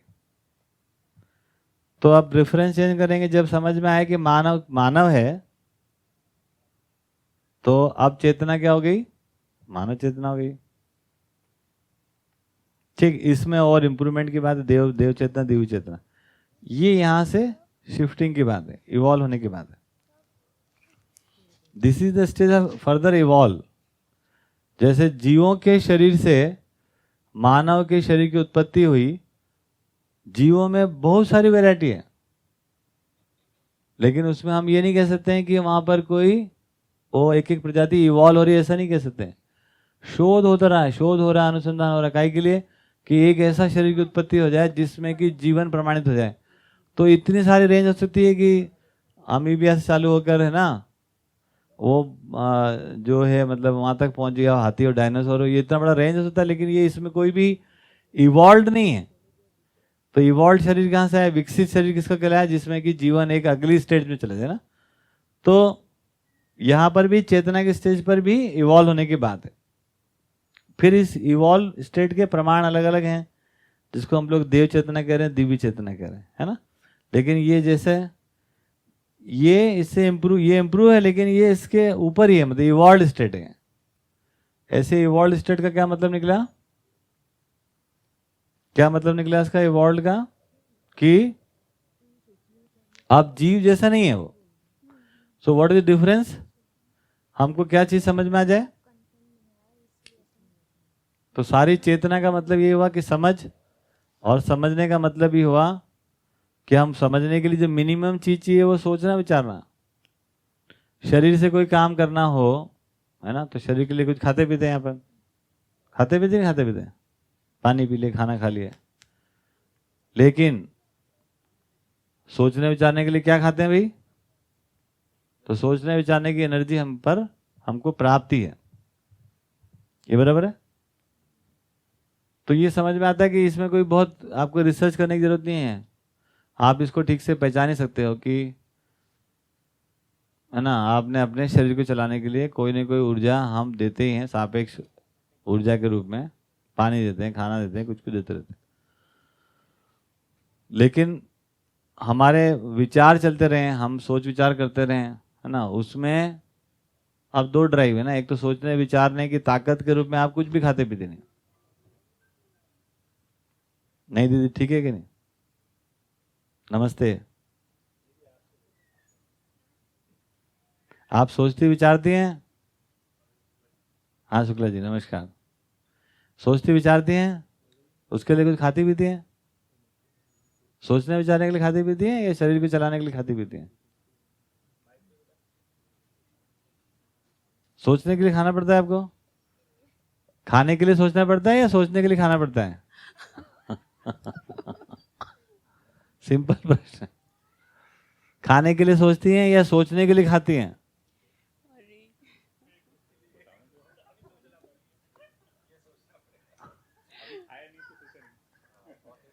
तो बहुत देर से खाया नहीं तो सोच रहे हैं खाने के लिए ना? अभी सोच रही हूँ क्या क्या आंसर करूँ मैं इसका। आप देखिए, मजा आएगा, आप सोच के देखिए। जी जी बिल्कुल। है ना, हम 24 घंटे सोचते रहते हैं, सोचते ना, तो एक एनर्जी हमको प्राप्ति है, उसी के बारे में बात हो रही है कि हम सबको एक एनर्जी प्राप्त है जो कि हमारे लिए किस प्रकार काम कर रही है? सोचने विचारने की ताकत के रूप में हमको प्राप्त है। इसके लिए कुछ अलग से नहीं करना पड़ता। अब इस ऊर्जा का हम सदुपयोग करें या दुरुपयोग करें, दैट इज अवर चॉइस, है ना, वो हम कहीं पे ले जाएं इसको। अगर हमारे मन में अभी स्नेह होगा तो इस ऊर्जा को स्नेह में डाल देंगे। यदि हमारे मन में उद्वेष होगा तो हम क्या करेंगे? वो सब द्वेष में डाल देंगे इसको। एनर्जी तो हमको मिल ही रही है नेचर में से, तो दैट इज ऑलरेडी गिवन। अगर हम अगरबत्ती लगाओ तो ये ऊर्जा बढ़ जाती है क्या? ना। कोई दिन अगरबत्ती नहीं लगाओ तो घट जाती है क्या? ना। पापी को भी प्राप्त है और ज्ञानी को भी प्राप्त और अज्ञानी को भी प्राप्त हो। बस केवल मामला है संतुष्टि असंतुष्टि का। यदि इस ऊर्जा का अपव्यय किया तो आप असंतुष्ट होते हो, सदुपयोग किया तो आप खुश रहते हो। सिंपल बात है ना, ये बात समझ में आ गई? तो चेतना को क्या कह रहे हैं? अब जीव चेतना मानव चेतना, तो हमको समझ में क्या आया? यही चेतना की समझने की ताकत के रूप में तो हमारे पास हम पोटेंट है, हम सभी हम लोग के पास पोटेंशियल अवेलेबल है। वो समझने की ताकत, उस ताकत और समझ को अलग अलग नहीं कर सकते आप। तो वो समझने की क्रियाकलाप और समझने के साथ किस वस्तु से अपन मानव को देख रहे हैं, जोड़ रहे हैं, मानव को क्या समझ रहे हैं। तो अब तक तो ये माना गया है कि मानव जो है वो जानवर है। पूरी दुनिया ने ये माना है। क्या बोला उसको? सोशल एनिमल, है ना। तो जब हम मानव को जानवर मान लेते हैं तो फिर वहां से जीव चेतना, अब समझ जो है वो केवल, है ना, वो जीवों के बारे में कुछ हमको पता लग सकता है, पता चल गया। जीवों के बारे में जो पता चला उसके अनुसार हम जी के देख लिए, है ना, मानव में संतुष्टि नहीं हुई। बराबर है। तो चेतना क्या हुई? एक प्रकार से चेतना हुई व्यापक, और उसी को कह रहे हैं जीव चेतना, मानव चेतना, देव चेतना, दिव्य चेतना। ये बात समझ में आई? Is that clear? हाँ जी।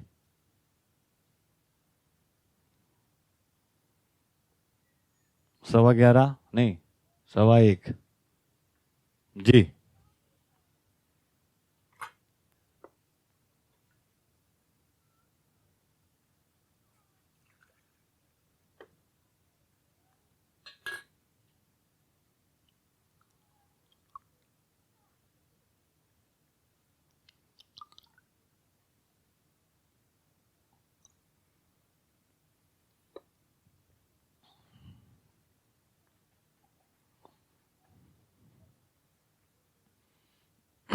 तो अब क्या हो? क्या समझ में आया? तो मनुष्य में ही चेतना का विकास होना है, जीव चेतना से मानव चेतना। ये क्या मतलब क्या है इसका? ठीक। और ये जो बात आपने कही थी उसका भी क्या मतलब है?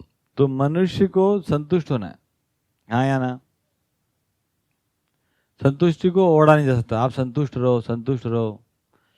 जितना है उतने में संतुष्ट रहो, है ना। एक तो ये मान्यता है कि जो है उसमें संतुष्ट रहो, ठीक है, ये बात समझ में आती है। दूसरा बात बनता है कि अगर कुछ ठीक होता है तो संतुष्टि होती है। जैसे हम खाना खाते हैं तो पेट भरता है कि नहीं भरता है, कि नहीं पेट भर गया मान लो, ऐसा होता है। तो खाना खाते हैं तो पेट भरता ही है। इसी प्रकार से है ना, संतुष्टि होती ही है, करनी थोड़ी है, वो होती है। किस विधि से? कि जीव चेतना से मानव चेतना, चेतना में विकास की बात, ठीक है। चेतना में विकास का क्या मतलब?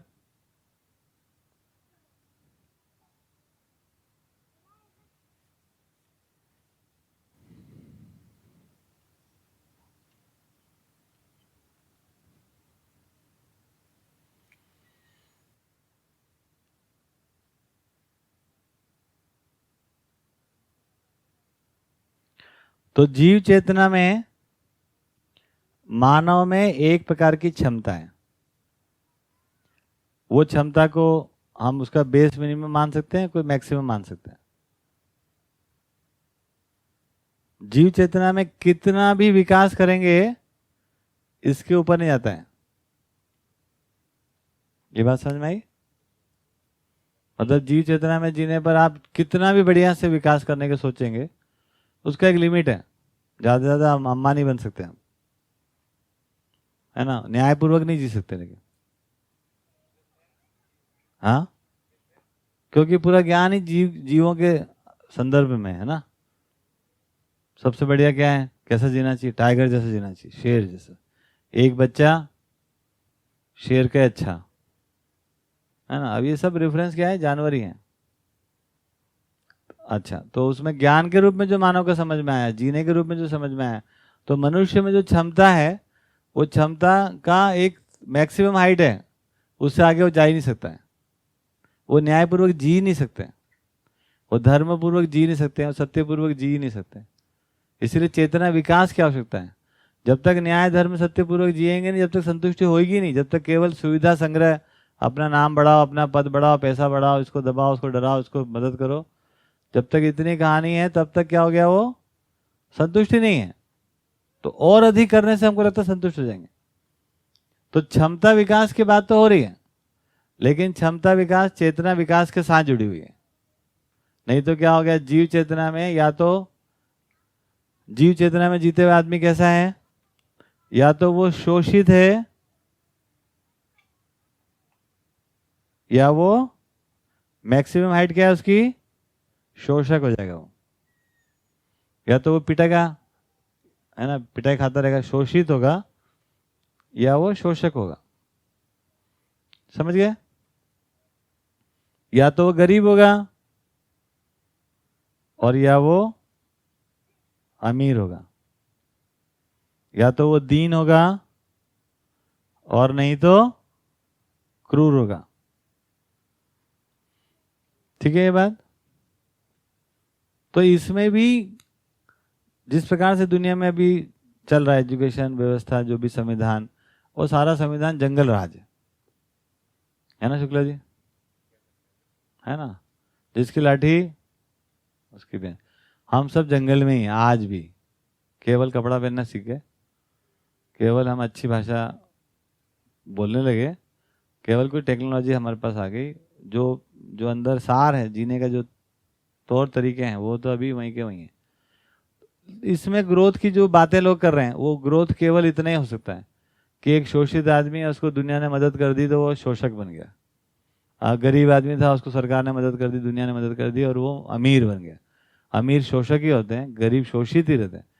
तीसरा कोई रास्ता ही नहीं है आज तक मानव जाति में। देखेंगे कि इसके अलावा रास्ता नहीं है। हम अपने बच्चों को क्या दें?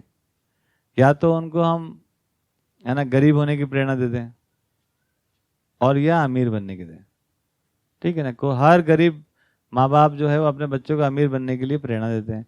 कोई ना कोई बन ही जाते हैं, कोई ना कोई बनते भी रहते हैं। इससे ज्यादा उनमें है नहीं। इससे ज्यादा वो सोचते जरूर है कि हमको ये करना चाहिए, वो करना चाहिए, वो करना चाहिए, क्योंकि उसमें संतुष्टि नहीं है। तो संतुष्टि की तलाश में हम भटक रहे हैं कि और क्या कर दे जिससे हमको अपनी जिंदगी में वर्थ लगे, ना, यूजफुलनेस आ जाए, अपनी उपयोगिता आ जाए और हमारे में संतुष्टि हो जाए। लेकिन कॉन्शियसनेस अगर कुल इतना ही है तो वो उसका मिनिमम और मैक्सिमम ही है, इसके बीच में आप रोल हो सकते हैं। अमीर में और अमीर हो जाओ, संतुष्ट थोड़ी हो जाओगे। गरीब में और गरीब हो जाओ तो संतुष्ट नहीं हो सकते हैं, है ना। इसके बीच में क्या लटक लो, मध्यम वर्गीय, कुछ अमीर कुछ गरीब, किस मामले में ठीक है भाई, है ना, अपनी आवश्यकता अनुसार कुछ कुछ हो रहा है, तो वहां पर भी संतुष्टि नहीं है, फंस गया आदमी। और विकास उसको अच्छा लगता है, विकसित होना चाहता है। विकास का मतलब ही अब चेतना विकास है, क्योंकि इस दोनों के बीच में, मिनिमम मैक्सिमम के बीच में अपन जी के देख लिया। तो जीव चेतना में संभव नहीं है कि हम न्यायपूर्वक जी लें, और न्यायपूर्वक जिए बिना संभव नहीं है कि हम संतुष्टिपूर्वक जी लेंगे। इसलिए चेतना विकास की अनिवार्यता को स्वीकारने की जरूरत है। केवल कोई छोटे मोटे फॉर्मूले लगा लिए, गाय पाल लो, 4 पेड़ लगा लो, फार्म हाउस बना लो, है ना, गरीबों को मदद कर दो, ये फार्मूले से संतुष्टि नहीं हो सकती। क्योंकि संतुष्टि का मूल जो कार्यक्रम दिखेगा, जीव चेतना से मानव चेतना में कन्वर्ट होने की जरूरत है ना, इवॉल्व होने की जरूरत है। This is the evolve state. ये बात समझ में आया? तो हम क्षमता वृद्धि पे काम नहीं कर रहे हैं कि आज की दुनिया, वर्तमान की समीक्षा में ये भाग बहुत इंपॉर्टेंट है, उसको ठीक से समझ लो। तो सारी दुनिया क्षमता वृद्धि की बात भी कर रही है, काम भी कर रही है, लेकिन कॉन्शियसनेस इवॉल्व नहीं है। तो एक तरह की कॉन्शियसनेस का एक मिनिमम क्षमता है, एक मैक्सिमम क्षमता है, वो अपर लिमिट उसका रोकता है उसको, उसके ऊपर नहीं है वो। ये बात समझ में आ गया? क्योंकि मैंने खुद ने देख लिया अपनी जिंदगी में कि 1 रुपये कमाने वाला भी और कम से कम 6,000 रुपये, 6,000 करोड़ कमाने वाला आदमी को तो मैं जानता ही था पर्सनली, संतुष्टि नहीं है। चपरासी से मुख्यमंत्री तक तो अपना भेंट हुई कई बार, ना, संतुष्टि तो नहीं, IAS IPS बीच में समाई गए। तो ये समझ में आ जाए कि ये कॉन्शियसनेस के घटिया होने के कारण परेशान है। आदमी बढ़िया है, जिस ज्ञान को स्वीकारे हुए हैं, जिस समझ को स्वीकारे हुए हैं, वो समझ में विकास नहीं हो रहा है। उस अधूरी समझ को पूरा मान के हम कितना भी एफर्ट लगा लो, कितना ही बढ़िया काम कर लो, वो बढ़िया होता ही नहीं है। यहां से आप और हमको ये समझ में आना चाहिए कि चेतना विकास की अनिवार्यता है। जब तक हम चेतना विकास की अनिवार्यता को समझेंगे नहीं, पहचानेंगे नहीं, तब तक अध्ययन की बात बनती नहीं है। तब तक ये बनता है कि बढ़िया हो रहा है, थोड़ा सा और कुछ बढ़िया कर लो, पहले से सब बढ़िया हो रहा है तो थोड़ा सा बढ़िया कर लो, कुछ नहीं होता उसमें, है ना। ये जो बढ़िया हो ही नहीं रहा है उसमें आप और थोड़ा बढ़िया नहीं कर सकते, उसका विकल्प चाहिए।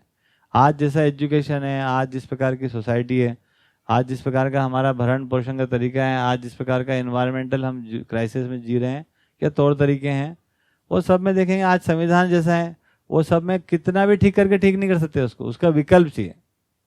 क्योंकि वो सब जीव चेतना से बने हुए संविधान है, वो सारी संस्कृति जीव चेतना से बनी हुई है। जीव चेतना का मतलब आप सबको बता ही दिया, मनुष्य को जीव मानकर हम जीने लगे। मनुष्य को जीव मानने से हमको क्या ज्ञान हो गया? 4 विषय सबके लिए जरूरी है, आहार निद्रा भय मैथुन, 5 संवेदनाओं को राजी रखो, ये ज्ञान हो गया। उस ज्ञान के आधार पर पूरा संविधान, उस ज्ञान के आधार पर संस्कृति सभ्यता को हम बना के रखे हुए, और वो सब कहीं ना कहीं संतुष्टिदायक नहीं है। ये बात समझ में आ गया? तो जब तक आप में कॉन्शियसनेस की वृद्धि नहीं होती, तब तक पूर्ण क्षमता का सदुपयोग भी नहीं हो सकता है। हर आदमी को लगता है इतना सब करने के बाद कि यार अंदर कुछ बचा है अभी भी। मैं तो शुक्ला जी को ज़्यादा जानता नहीं, लेकिन मैं इनसे पूछूंगा तो जवाब यही आएगा, आपके अंदर कुछ करने की तमन्ना अभी बची है कि नहीं बची है? बची है। क्यों? क्योंकि वो ढक्कन लगा हुआ है। जो अंदर जो पोटेंशियल है, जो अस्तित्व ने दिया हुआ है, जो व्यापक ऊर्जा से संपन्न है हम, उसमें जो पोटेंशियल हमारे अंदर है, वो बाहर आना चाहता है, वो व्यक्त होना चाहता है, वो पात्रता में, वो योग्यता में कन्वर्ट होना चाहता है, और उसके लिए अवसर नहीं। क्योंकि जो चेतना को लेकर हम चल रहे हैं, जितनी समझ हमारे पास है एज ए टोटल ह्यूमैनिटी, वो पर्याप्त नहीं है। वो अधूरी समझ से पूर्ण पोटेंशियल प्रकट ही नहीं हो सकता है। तो यहाँ से हमारे को, है ना, ये आवश्यकता नजर आ जाती है कि भैया चेतना का विकास जरूरी है, तभी क्षमता का पूर्ण प्रकटन होगा, तभी क्षमता वृद्धि होगी, और जितना होना चाहिए उसको मैक्स, वो मैक्स निकल के आएगा, तभी जाकर संतुष्टि है। हर आदमी को लगता है कि उसका दम घुट रहा है, दूसरा आदमी समझाता रहता है खुश रहे यार, सब तो ठीक है, लड़का भी दारू नहीं पीता, गाड़ी भी ठीक है, नौकरी भी ठीक चल रही, बीवी भागी नहीं, है ना, तुलनात्मक हम बताते हैं। लेकिन अंदर से क्या हो रहा है? ये प्रेरणा है बेटा, चेतना विकास जरूरी है ना। तो जीव चेतना में हम लोग जिए हैं, उसमें मानव की जितनी पूर्ण क्षमताएं हैं वो प्रकट नहीं हो सकती हैं, क्योंकि समझ ही कम है। तो समझ को एक हायर लेवल पे ले जाना है, वो क्या है? मानव चेतना। उसको क्या कह रहे हैं हम लोग? मनुष्य के संदर्भ में ज्ञान। अभी तक सारा ज्ञान क्या था? या तो ईश्वरों के संदर्भ में, ईश्वर के संदर्भ में, या मटेरियल के संदर्भ में। आज चेतना विकास का मतलब यही है कि मानव संदर्भ में, मानव क्या चाहता है, मानव की मौलिक चाहत क्या है, मानव में न्यायपूर्वक जीने का मतलब क्या है, मानव का धर्म क्या है, मानव के लिए सत्य क्या है, मनुष्य को समझना जरूरी। ठीक, जब मानव का अध्ययन होता है तब से चीजें आगे बढ़ सकते हैं। ये बात समझ में आई? Is that clear? बरोबर है। तो आपकी अपनी जरूरत ही है। क्या जरूरत है? कि आपका जो पोटेंशियल यूटिलाइज हो, है ना। किसको क्या दिक्कत है? सबके पास सब चीजें हैं। इन जनरल तो आज हो ही गया दुनिया में कि सारा सामान मोटा, है ना, छोटा मोटा मिला के सबके पास कार है, मोबाइल है, घर है ना। और 2 रुपए किलो चावल सरकार दे रही है। भूखा मरेगा इसकी गारंटी तो नहीं है ना, जिंदा रहेगा इसकी गारंटी है। ठीक, कोरोना आ जाए वो अलग बात। तो फिर दिक्कत क्या है? तो दिक्कत इतनी है कि जो जीवन में जो हमारा पोटेंशियल है वो यूटिलाइज नहीं हो रहा है ना, और उसका प्रेशर हमको क्रिएट हो रहा है। ठीक, वो हो ही नहीं सकता। कब तक? जब तक जिंदगी को समग्रता में नहीं देखेंगे, टोटलिटी में नहीं देखेंगे। तो आप अपने पोटेंशियल तो आपके लिए पूरे मानव जाति के साथ जुड़ने का है। पोटेंशियल क्या है? पूरे अस्तित्व को समझने का है। अस्तित्व में मानव का अध्ययन करने का ताकत है आप में, और वो ताकत पूरी मानव जाति के स्वरूप में जीने के लिए, ना हिंदुओं के जीने का, ना मुसलमानों के जीने का, एक मानव होने के जीने के स्वरूप में, और एक परिवार के स्वरूप में नहीं, विश्व परिवार के स्वरूप में जीने का हमारा ताकत है। इतनी ज्यादा ताकत जीव चेतना में, 4 विषय में, 5 संवेदना में जब हम प्रकट करने जाते हैं, वो विषय इतना होल्ड नहीं कर सकता। वो संवेदनाएं उसको होल्ड नहीं कर सकती हैं। That is the problem. यहां पर हमारा सब चोकिंग हो रहा है। मैं आपके साथ बहुत प्यार से जीना चाहता हूं, लेकिन हमारा कॉन्शियसनेस इतने, ये प्यार का मतलब इतने, आपको कुछ खिला दें, आप मेरे को कुछ खिला दो, आपको बढ़िया गहरी नींद सुला दें 2 गोली खिला के ना, आहार निद्रा भय मैथुन, है ना, गोदी में सुला लें, तो उतने से पर्याप्त नहीं है। उतने से हमारा प्यार प्रकट ही नहीं सकता। तो जो दिक्कत, असंतुष्टि क्या है समझ में आया? कि जिस एनर्जी से हम एनर्जाइज्ड हैं, उसका जो क्वालिटी है, वो लाइफ में जब तक क्वालिटी नहीं आता है तब तक वो संतुष्टि बनेगा नहीं। मतलब यही हो गया कि एक कार है जिसमें है ना 5000 सीसी का इंजन लगा हुआ है, गाड़ी है ना 800 सीसी लायक भी नहीं है, 800, कैसे काम चलेगा उसका, है ना। तो वो बनेगा नहीं, कॉम्पेटेबिलिटी नहीं है। तो हम सब जिस ऊर्जा से ऊर्जित हैं उसी से सोचने विचारने काम चल रहा है। कंटेंट जो है वो दैट इज इंपॉर्टेंट। अब हम क्या कर दिए, पूरी ताकत को 4 विषय 5 संवेदना में लगा दिए, किलबिली निकल गई, पिचकली निकल गई जिसको बोलते हैं, है ना। इस प्रकार की बात हो रही। ठीक है, तो 1:30 बज गया। तो कोई शेयरिंग, कुछ समझ में आया नहीं आया, कोई प्रश्न हो वो ले लेते हैं, नहीं तो फिर 1-2 उधर के प्रश्न लेते हैं। जी, कोई शेयरिंग को पूछ लो भाई। किसी को हैंड रेस करना हो?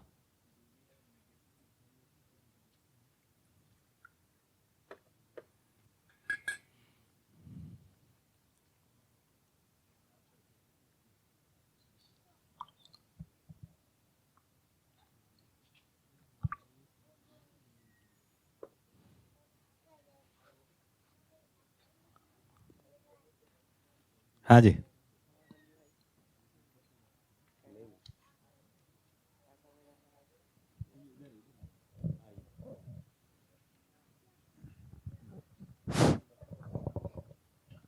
हाँ जी भैया जी, थोड़ा सा जी सर, और स्पष्टीकरण चाहिए था। जी जी, कि जैसे व्यापक की ऊर्जा से हाँ, भौतिक जो जड़ अवस्था है वो उसमें भीगी डूबी घिरी होने से गतिमान है, ऊर्जित है, जी। तो कार्य ऊर्जा के रूप में वो प्रकाशित हो रही है ना। हाँ जी। इसी प्रकार से जो गठनपूर्ण परमाणु में ऊर्जा है, हाँ जी। वही ऊर्जा गठनपूर्ण परमाणु को मिल रही है, उससे वो भी ऊर्जित है ही। गठन परमाणु अपने आप में ऊर्जित है, ये लिखा। हाँ जी। तो सोचने के लिए हमें कुछ नहीं चाहिए ना, कोई भोजन नहीं चाहिए ना। तो शरीर के काम करने के लिए भोजन क्यों चाहिए? हाँ, ये बढ़िया बात है, ये बहुत ही अच्छी बात, बहुत बढ़िया बात कि शरीर को ऊर्जा के लिए भोजन चाहिए क्या? अब प्रश्न ये है। चाहिए तो है, क्यों चाहिए? हाँ, चाहिए ही नहीं ना। खाने से शरीर की ऊर्जा का कोई लेना देना नहीं। थोड़ा झटका लगेगा, है ना, लेकिन सच्चाई है। शरीर में क्या है ना, कुछ अंग हैं, कुछ अवयव हैं, कुछ सिस्टम्स है, कोई ऑर्गन है, कोई ऑर्गन सिस्टम है। ये मनुष्य के शरीर में देखेंगे खाने पीने से बिल्कुल ऊर्जा नहीं है। अपन सब घोल पील के खा गए हैं, वो तो दूसरा उसका प्रमाण है। तो मुख्य बात क्या है, इसको अच्छे से समझ सकते हैं। खाने पीना जो होता है वो क्या है, हम कुछ रस लेते हैं, कोई रसायन लेते हैं, है ना, कुछ पानी लिया, कुछ कार्बोहाइड्रेट लिया, कुछ मिनरल लिया, कुछ है ना विटामिन लिया, ये वो लिया। इसका शरीर की ऊर्जा से कोई लेना देना नहीं है। ये क्या करते हैं, ये ऑर्गन और ऑर्गन सिस्टम को ठीक रखते हैं, फिट रखते हैं, है ना। ये जो ऑर्गन टू ऑर्गन जो भी कम्युनिकेशन है, एक ऑर्गन दूसरे ऑर्गन के साथ, एक ऑर्गन सिस्टम दूसरे ऑर्गन सिस्टम के साथ जिस प्रकार से तालमेल में रहता है, उस तालमेल को बनाए रखने के लिए विटामिन, प्रोटीन, कार्बोहाइड्रेट की जरूरत होती है। मानव शरीर में ऊर्जा का प्रकटन केवल विचार विधि से होता है ना। बड़ा इतना सारा खाने के बाद भी आदमी थका ही उठता है, दिन भर काम करके थका हुआ सो जाता है और सुबह उठ के फिर महा थका उठता है, और सुबह से वो है ना सब घोल घोल के खा गया, है ना। काजू ने, बादाम ने, चिया सीड ने, ये गलाव ने, वो गलाव ने, लहसुन ने, अदरक ने, प्याज ने, है ना। कोई बोले ये ले लो, कोई बोले वो ले लो। वो सब आप भोजन की जरूरत है काय के लिए, शरीर को स्वस्थ रखने के लिए। और ऊर्जा का प्रकटन है विचार से, एंटायरली अलग चीज है। इस पर पूरी रिसर्च होने की जरूरत है, इस पर पूरे काम करने की जरूरत है। तो भोजन सीधा सीधा संबंध काय के लिए उसका, शरीर के स्वस्थ रहने से। स्वस्थ रहने से क्या हो गया, जो विचार की शक्ति है वो शरीर के माध्यम से प्रकट हो पाती है, प्रदर्शित हो पाती है, और नहीं तो उसमें बाधा हो जाएगी यदि शरीर के ऑर्गन और ऑर्गन सिस्टम काम नहीं करेंगे। हाँ, तो उनको क्या करना है यहाँ पे, यहाँ खंबे पे, हाँ करो ना। हमारा तो उस पर चालू है, लाइट बंद, ये पंखा बंद हो जाएगा और क्या होगा। आ गए तो आने दो उनको। Is that clear? सभी लोग इसको स्पष्ट कर लें। स्वस्थ रहना, ऊर्जा का प्रकटन विचार से। अरे फिर वही बात, क्यों नहीं खाएगा यार, ये बताओ ना, खाएगा क्यों नहीं? तो बीमार हो जाते ना, अस्वस्थ। पानी खत्म हो गया, पानी नहीं पिया तो किडनी फेल होने लगी। शरीर में ताकत जो है ना वो खाने से नहीं है, शरीर में ताकत विचार से है। एक आदमी बीमार होता रहता है ना, वो तंग आ गया जिंदगी से, मरने की तैयारी है ना, कान में बोल दे कि वो आगे ही नवनीता, अच्छा आगे क्या, बुला उसको, बैठ जाता है। विचार है तो बैठ जाता, भले ही शरीर बीमार है। तो मानव में ताकत जो है विचार से है, इसको अच्छे से देखा जा सकता है, निरीक्षण करके देखिए आप। एक आदमी है बढ़िया, है ना, बैडमिंटन खेल के आया, स्विमिंग करके आया, खूब पहलवान, जिम विम करके आ गया ना, बढ़िया सा है, आते हैं, उसमें क्या दिक्कत है, कोई एनर्जी की कमी नहीं है ना। और फोन आ गया कि बुआ जी तो गई हैं, गिर पड़ा, सडनली कोलैप्स्ड। 4 आदमी उठाए तो नहीं उठ पा रहे, इतना शरीर तो इतना पुष्ट। तो क्या हो गया ऐसा? तो एनर्जी का फ्लो जो है ये जीवन से है शरीर में। तो जीवन में कुछ पटांग हो गया, है ना, संकट हो गया, समस्या हो गया, क्लॉक हो गया, वो क्लॉक हो गया मतलब, तो शरीर में कोई एनर्जी नहीं बची। तो खाना पीना काहे के लिए, ऊर्जा के लिए नहीं चाहिए।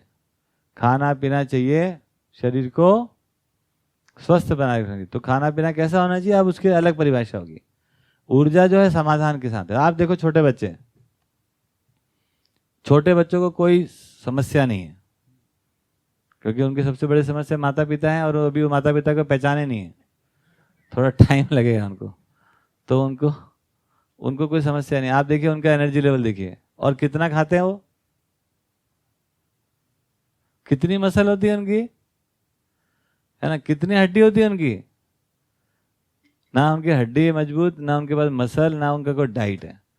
तो आखिर ये क्या होता है, हर जगह पाई जाती है। जो हमारी भवी है और नवी, खासकर भवी, you will find him everywhere, वो सर्वव्यापी है वो, है ना।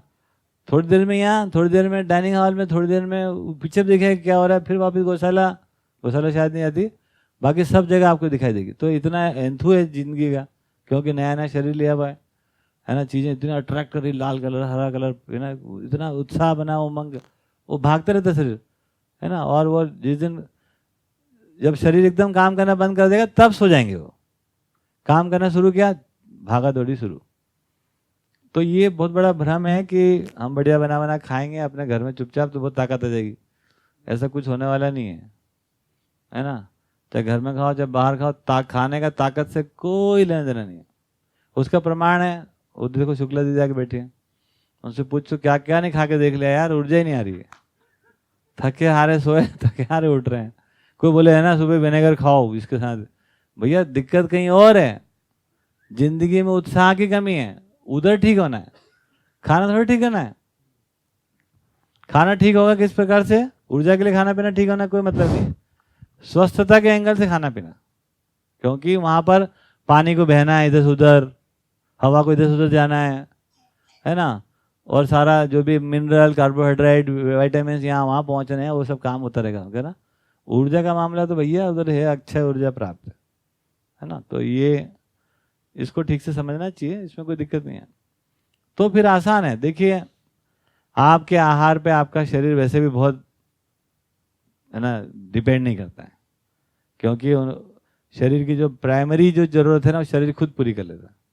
इसीलिए आप दुनिया भर की डाइट देखोगे, और दुनिया भर की डाइटों में अलग अलग आपको प्रमाण दिखाई देंगे, क्योंकि मानव का आहार से ज्यादा प्रभाव विचार का है, आहार से अधिक ज्यादा प्रभाव विचार का है।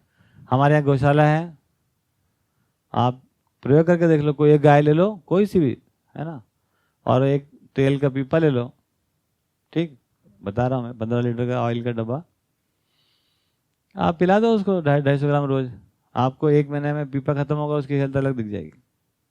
आप सोनू को ले लो और एक पीपा ने 10 पीपे पिला दो उसको, कोई डायरेक्ट संबंध नहीं दिखेगा, कि ऐसा नहीं कि वहाँ एकदम बिल्कुल डायरेक्ट प्रोपोर्शनल, जैसा खाना दिया वैसा शरीर रहता गाय का। क्यों? क्योंकि वहाँ विचार नहीं है, वहाँ विचार का कोई प्रभाव नहीं, सीधा भोजन का प्रभाव है। तो जीवों में जरूर है ना। अभी एक हमारी गाय बैठ गई, सब जने बोल रहे वो तो बुढ़ी हो गई, मैंने कुछ नहीं, तो खिलाया पिलाया तुमने कम, है ना, खिला पिला अभी उठ जाएगी, है ना। वहाँ विचार का मामला नहीं, खिलाया पिलाया उठ गई, अगर पच रहा है तो उठ जाएगी। आदमी तय कर लेगा अब तो नहीं उठूंगा, तो कितना खिला पिलाओ, नहीं उठेगा वो। और जिसको उठना है बिना खिलाए पिलाए, बोले आया पीछे डंडा लेके, उन्होंने कहा अच्छा, है ना। तो मनुष्य में विचार का प्रभाव ज्यादा, ठीक है। विचार में समाधान है तो जीवन में उत्साह है, उमंग है, तो शरीर में ऊर्जा है।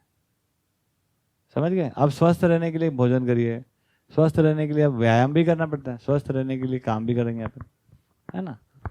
अब शरीर का जितना काम है वो स्वस्थ रखने के लिए अपन आप उसको अलग तरीके से पहचान सकते हैं। ऊर्जा का मामला केवल विचार है, ऐसा थोड़ी भाटी जी को अलग से कोई खाते पीते हैं, है ना। केवल इनके विचार से ऊर्जावान है, पूछ लो बैठे सामने।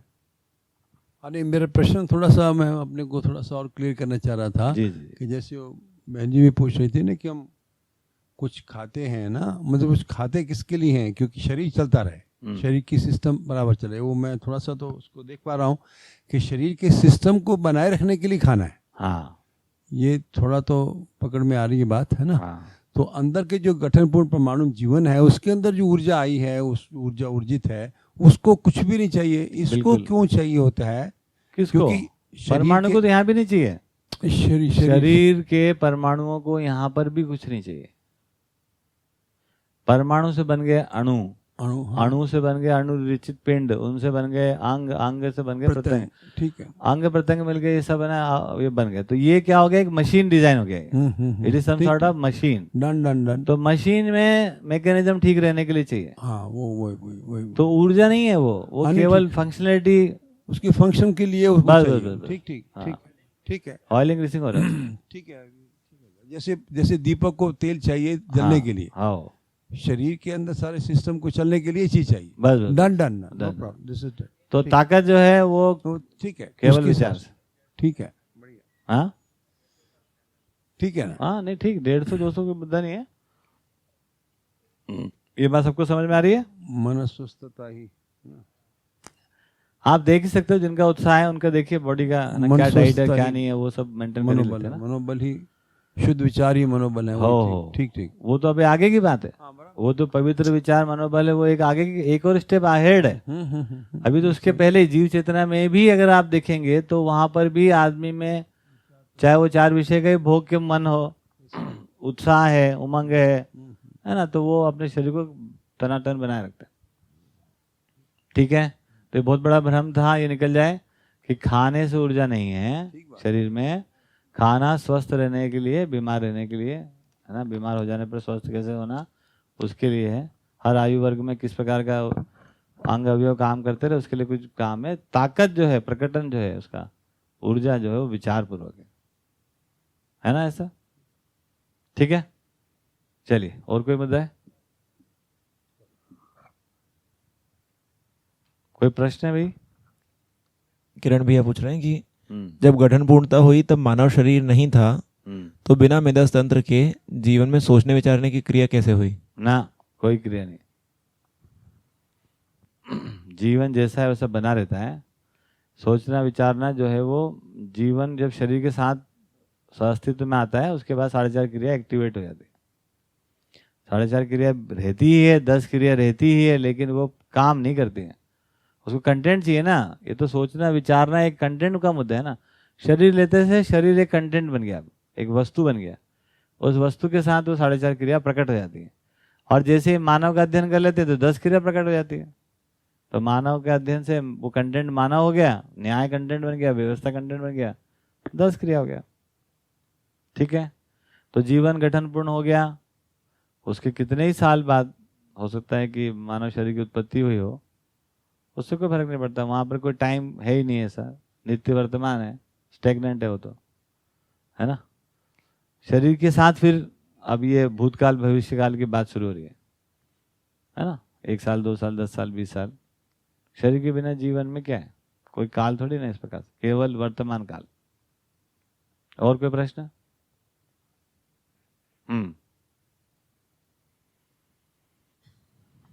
संजय भैया का दिल्ली से। आशा विचार इच्छा चेतना पूर्णता के बाद ही उनमें ट्यूनिंग होती है क्या? हाँ, ये बहुत बड़ी बात है। आशा विचार इच्छा में एक रूपता कैसे हो जाए,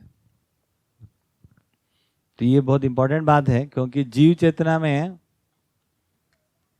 है ना जो यही सब कंटेंट है ना, या तो ये रहो चाहे ये रहो। तो शरीर से मन और मन के दबाव से वृत्ति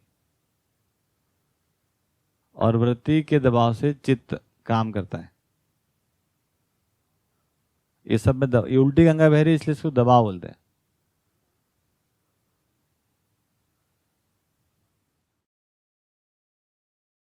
दबाव का नाम क्या है? यहाँ पर है दुख, यहाँ पे अशांति और यहाँ पे असंतोष।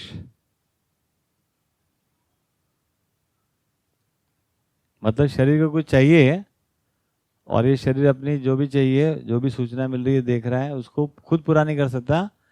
अपनी आवश्यकता को का प्रिंट चला गया उधर मन पे, तो ये दबाव बनता है। मन कोई अपने स्वयं स्फूर्त काम नहीं कर रहा, शरीर के दबाव में काम कर रहा है। भूख लग रही है तो खाना खाना है, खाना खाना तो बनाना पड़ेगा यार, बनाना है तो कमाना पड़ेगा, कमाई करने जाएंगे काम करना पड़ेगा, सब दबाव है, इसमें कोई चॉइस नहीं है ना।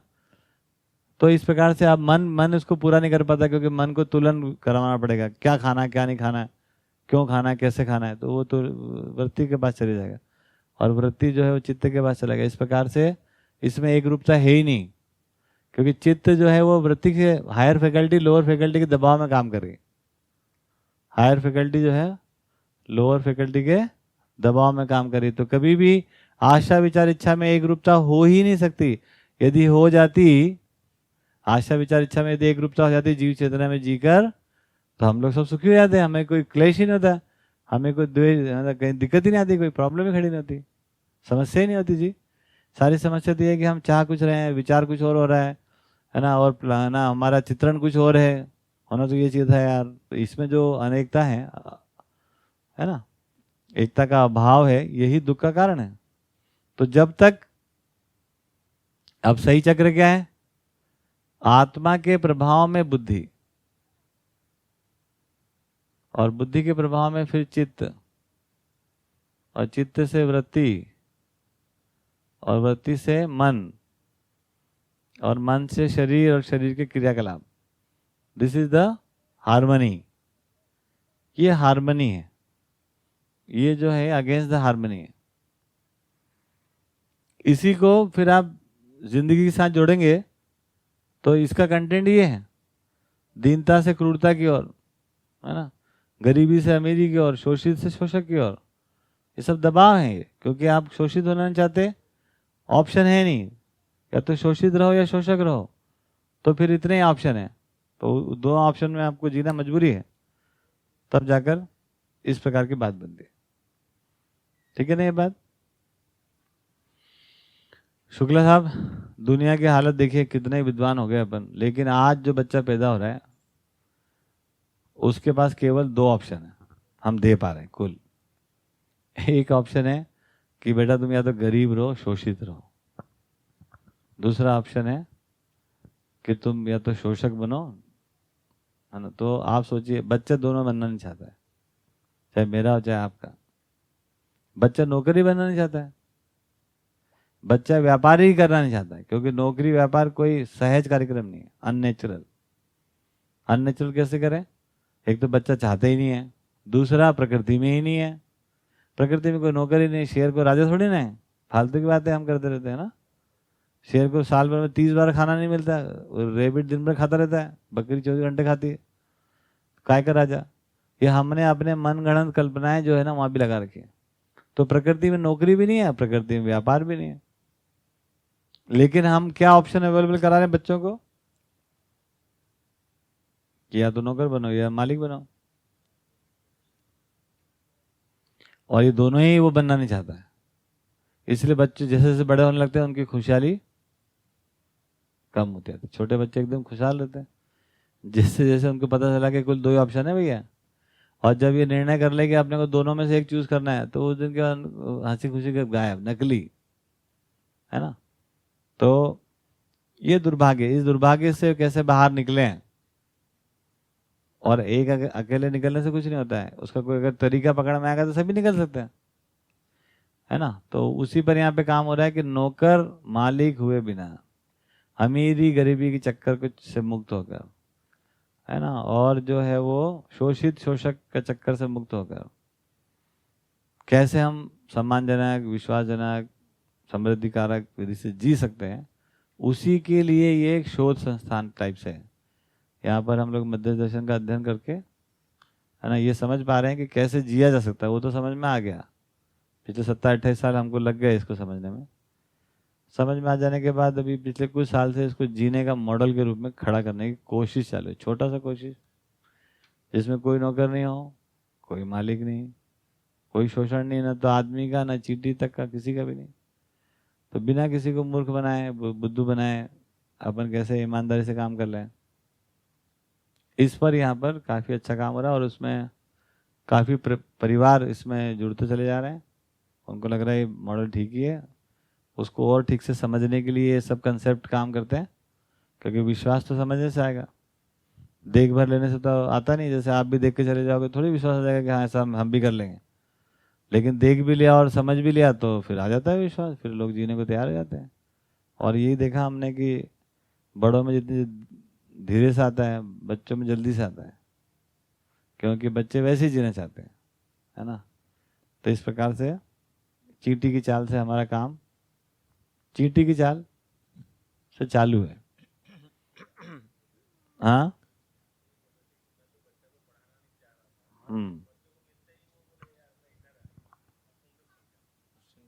सही बात। हेलो, हाँ जी, एक हाँ। मिनट, आनंद भैया थोड़ा सा एक्चुअली भैया आते ही घर में थोड़ा पानी वानी पी रहे थे, तो उन्होंने बोला कि यार मॉडल तो बड़ा गजब है, एकदम एक नज़र में ही वो। और फिर बोले कि बच्चे को मैं पढ़ाना नहीं चाह रहा था, ये बेटी बैठी है सामने, कहाँ है? ये सामने अच्छा, बैठी बेटी को पढ़ाना नहीं चाह रहा था। तो हम बोले हम उसी पे तो अच्छा पढ़ाना चाह रहे थे। ये जो मौजूदा इंफ्रास्ट्रक्चर है, हाँ वही वो तो आनंद इसके का माध्यम भाषा- से नहीं पढ़ाना चाह रहे समझ हैं। गया ना, मैं पूरे समझ गया था। जो पढ़ने योग्य है वो तो पढ़ाना वो ही भी चाहते पढ़ना चाहती है, वो जिंदगी को पढ़ना चाहती है, प्रकृति को पढ़ना चाहती है, अपने आप को जानना चाहती है। तो पढ़ना पढ़ाना तो है ही, लेकिन कंटेंट क्या, वो ही कहना चाह रहे हैं हम। तो जो ढांचे बना रखे हैं अपन ने, वो उसमें बहुत ही अधूरापन है। तो सेल्फ स्टडी तो खैर बच्ची की चल रही है अपनी। बिल्कुल बिल्कुल बिल्कुल तो यहाँ मॉडल देख करके बिल्कुल ठीक आकर्षण है। पैदा हुआ। बिल्कुल ठीक बात। ये पूरा मॉडल एजुकेशन का ही है। हम लोग यहाँ पढ़ने पढ़ाने का काम कर रहे हैं, लेकिन पढ़ने पढ़ाने की वस्तु बदल गई है, ठीक हो गई है, जो कि हमारे लिए जीवन सहज है, प्रकृति सहज है, उत्साहजनक है, ऐसे कुछ है ना। जी जी जी। और कोई मुद्दा है तो हम पूरा करें क्लास को। भाव कहाँ रहता है, बिल्कुल ठीक बात है विपिन भैया। देखिए ये जो व्यापक है ना, यही ऊर्जा के रूप में है, और जब सोचना विचारना ठीक हो जाता है तो यही भाव के रूप में प्रकट हो जाता है। जब सोच विचार में कल्टी मार देते हैं, उठपटांग सोचने लग जाते हैं, तो भाव की जगह अभाव हो जाता है। तो हम सब ऊर्जित ही हैं, उस भाव से ही हैं, सहस्तित्व परम भाव है ही। लेकिन ये जो मेंटल एक्सरसाइज है, ये मेंटल एक्सरसाइज ठीक नहीं है ना। चीज़ों को ठीक से हम समझे नहीं है, उद्देश्य को समझे नहीं है, उपयोगिता को समझे नहीं है, तो भाव की जगह अभाव हो जाता है। भाव क्या है? सहस्तित्व का प्रकटन है। आप उसी सहस्तित्व में ऊर्जा से ऊर्जित हो। सहस्तित्व को स्वीकार लेने से, सहस्तित्व पूर्वक जी लेना ही भाव है। क्या है भाव? भाव तो उपयोगिता है, स्वयं की उपयोगिता को पहचान पाना, ये भी मेंटल एक्सरसाइज है। दूसरों की उपयोगिता को पहचान पाना, ये भी मेंटल एक्सरसाइज है। और उपयोगिताओं को अवसर के रूप में नहीं पहचानना, अवसरवादी तरीके से, है ना, वो तो शोषण है। उपयोगिताओं को व्यवस्था के अर्थ में पहचानना। जब उपयोगिताओं को व्यवस्था के अर्थ में पहचानते हैं तो भाव, जब उपयोगिताओं को हम है ना अवसर के रूप में पहचानते हैं तो शोषण, अभाव। इस प्रकार की चीजें विपिन भैया। तो भाव कहीं रहता नहीं है, हम सब भाव में रहते हैं, लेकिन हमारा मानसिक क्रियाकलाप ठीक नहीं है, इसलिए अभाव पूर्वक जीते हैं। हम सब भाव में हैं, ये सब ठीक बात, बिल्कुल सही बात। तो ये सहअस्तित्व है, यही परम भाव है, हम सब इस भाव में ऊर्जित हैं। ये ऊर्जा देखिए ना, ये तो भाव ही है ना। केवल सोचने समझने का, सोचने विचारने का जो दिशा, डायरेक्शन, लक्ष्य ठीक नहीं होने से हमको चाहूं और अभाव दिखाई देता है। 24 घंटे अभाव में रहते हैं फिर। ठीक है, तो भाव मौलिकता है, भाव मूल्य है, भाव एक उपयोगिता है, भाव है ना साथ होना का फीलिंग है। ठीक, और वो उसके लिए सोच विचार, मेंटल एक्सरसाइज ठीक होने की जरूरत है। जिस क्षण मेंटल एक्सरसाइज ठीक होती है, उस क्षण भाव प्रकट हो जाता है। मेंटल में जब समस्या हो गई तो कोई भाव नहीं, अभाव है फिर उसके बाद। ठीक, बढ़िया, नमस्कार, धन्यवाद, फिर मिलते हैं शाम को।